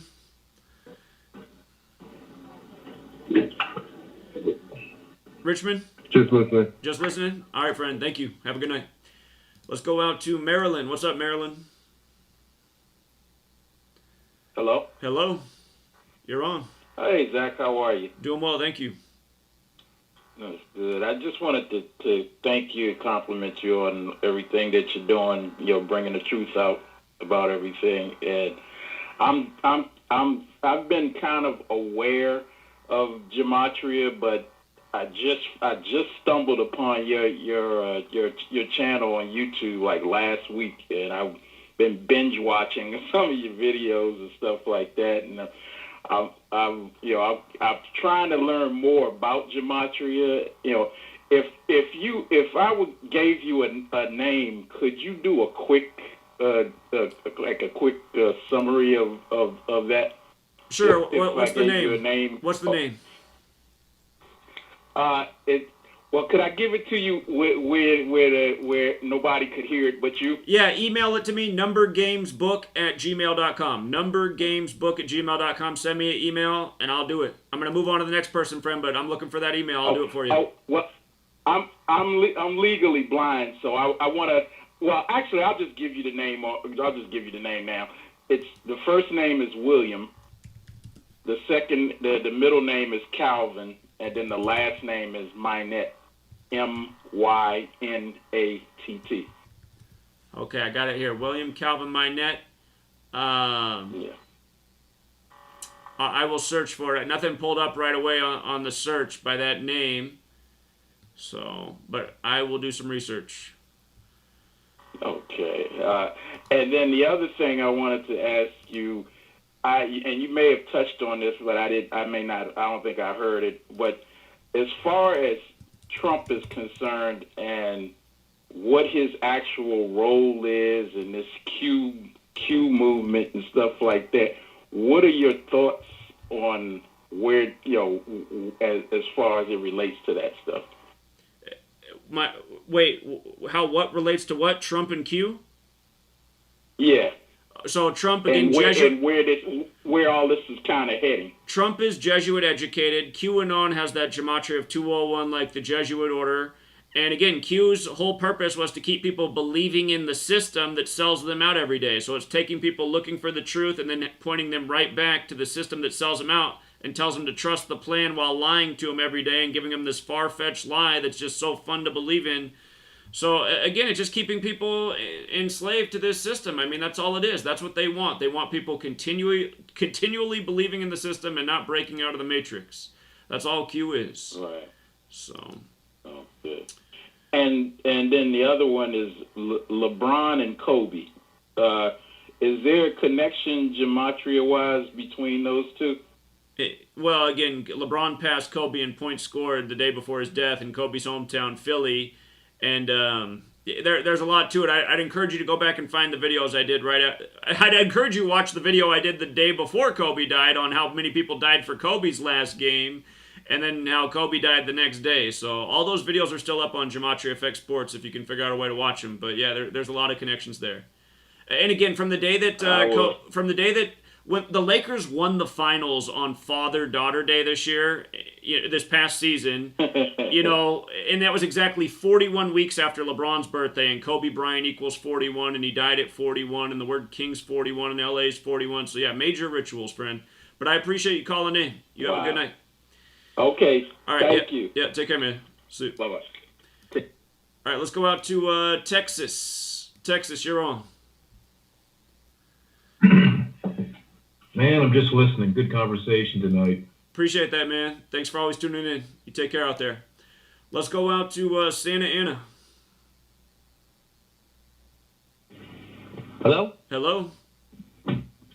Hey, what's up, Zach? How's it going? It's going well. What's up?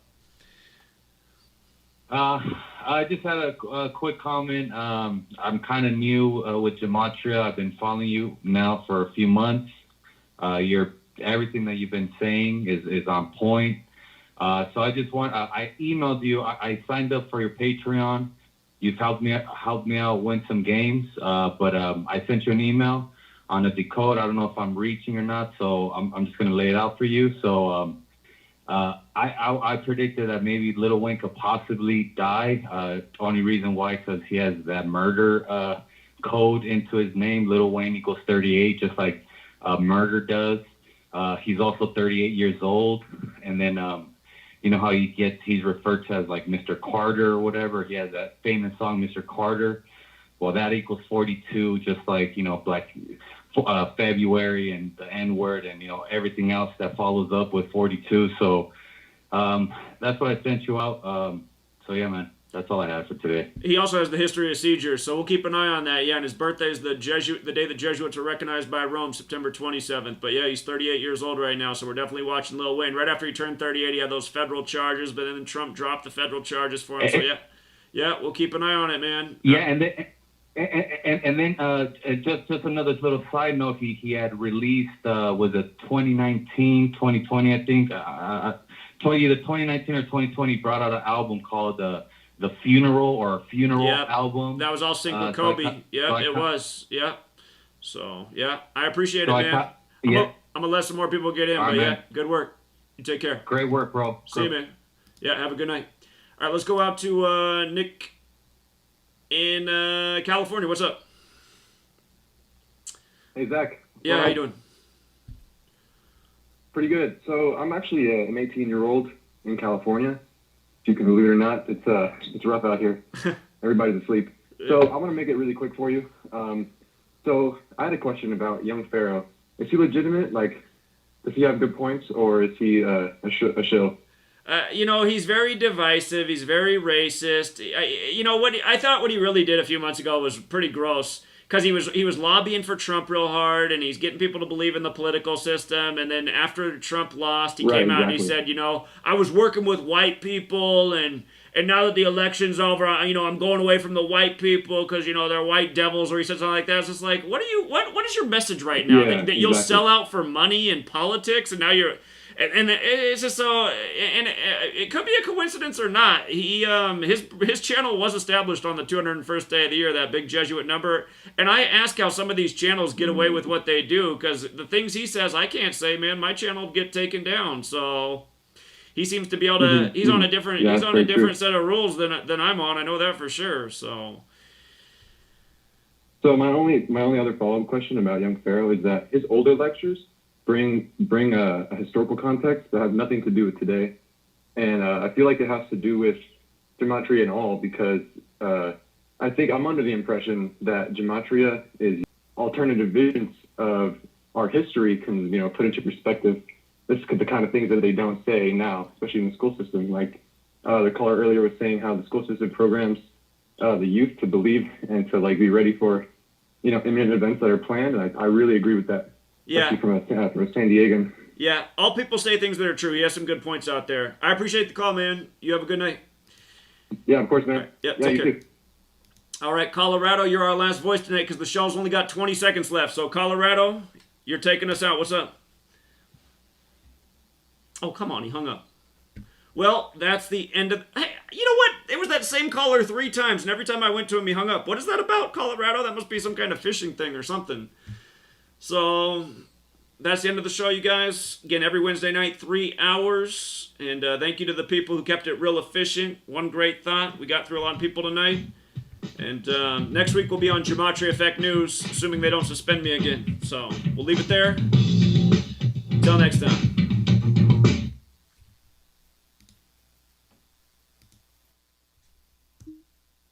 All right, for the people still on the stream, that is the end of the show. Again, it broadcasts TFRlive.com. If you're not familiar with TFR Live, I will put the website up on the screen for you. Whoops, that's not what you want. That's my page. Hold on. This is the page you want. When you go to TFRlive.com, it looks like this. And whatever show's going live, it'll say listen live. You can just click there. Once the hour switches over, it's gonna go on to the next show. And, there's a lot of different voices on TFR, a lot of different programs. I am kind of the black sheep of the network. Almost everybody on here is a Trumpaholic. And, I won't say too much about that. But, yeah, you can also come here and... right now we got 33 personalities. It fluctuates, just right now it's 33. It's been less, it's been more. Some people come along and say, oh, TFR, everybody on there's a shill. And there's some people on here who I'm real suspicious of. But, what I do appreciate about TFR is, again, Chris Gio, who runs the network, he kind of lets us do our thing. He gives us a big leash. And he's been real lenient with me because a lot of people have been kicked off the TFR platform on the time I've been on here because they've broken the rules. And I've probably broken the rules the most. And every time Chris is like, Zach, don't break the rules. But then he never kicks me off. And I think he knows that's because we have a really good show and a lot of good callers. And Chris will always say, he says, your program makes us feel... He said... What Chris, who runs this network, is he says that our show makes him feel like what he always wanted to be, like caller-driven, people phoning in. And there's a lot of people who have phone lines, but nobody calls in. So I am grateful for all the people who call in and contribute to the show. And that's what we try to do every Wednesday night, is let people get their voice out there. And as we know, some people, they want it to be their own radio show because they just keep going on and on and on and on. And a lot of times they tend to be the most religious people. But... so we'll leave it there, you guys. And, of course, I'll be back tomorrow because I'm here every single day like a broken record. And, Oh, I see what I did. Hold on. Okay, I figured it out. Yeah, we're going to leave it right there, you guys. Have a good rest of your night. Thank you to all the mods. And I'll see you guys tomorrow. Till next time.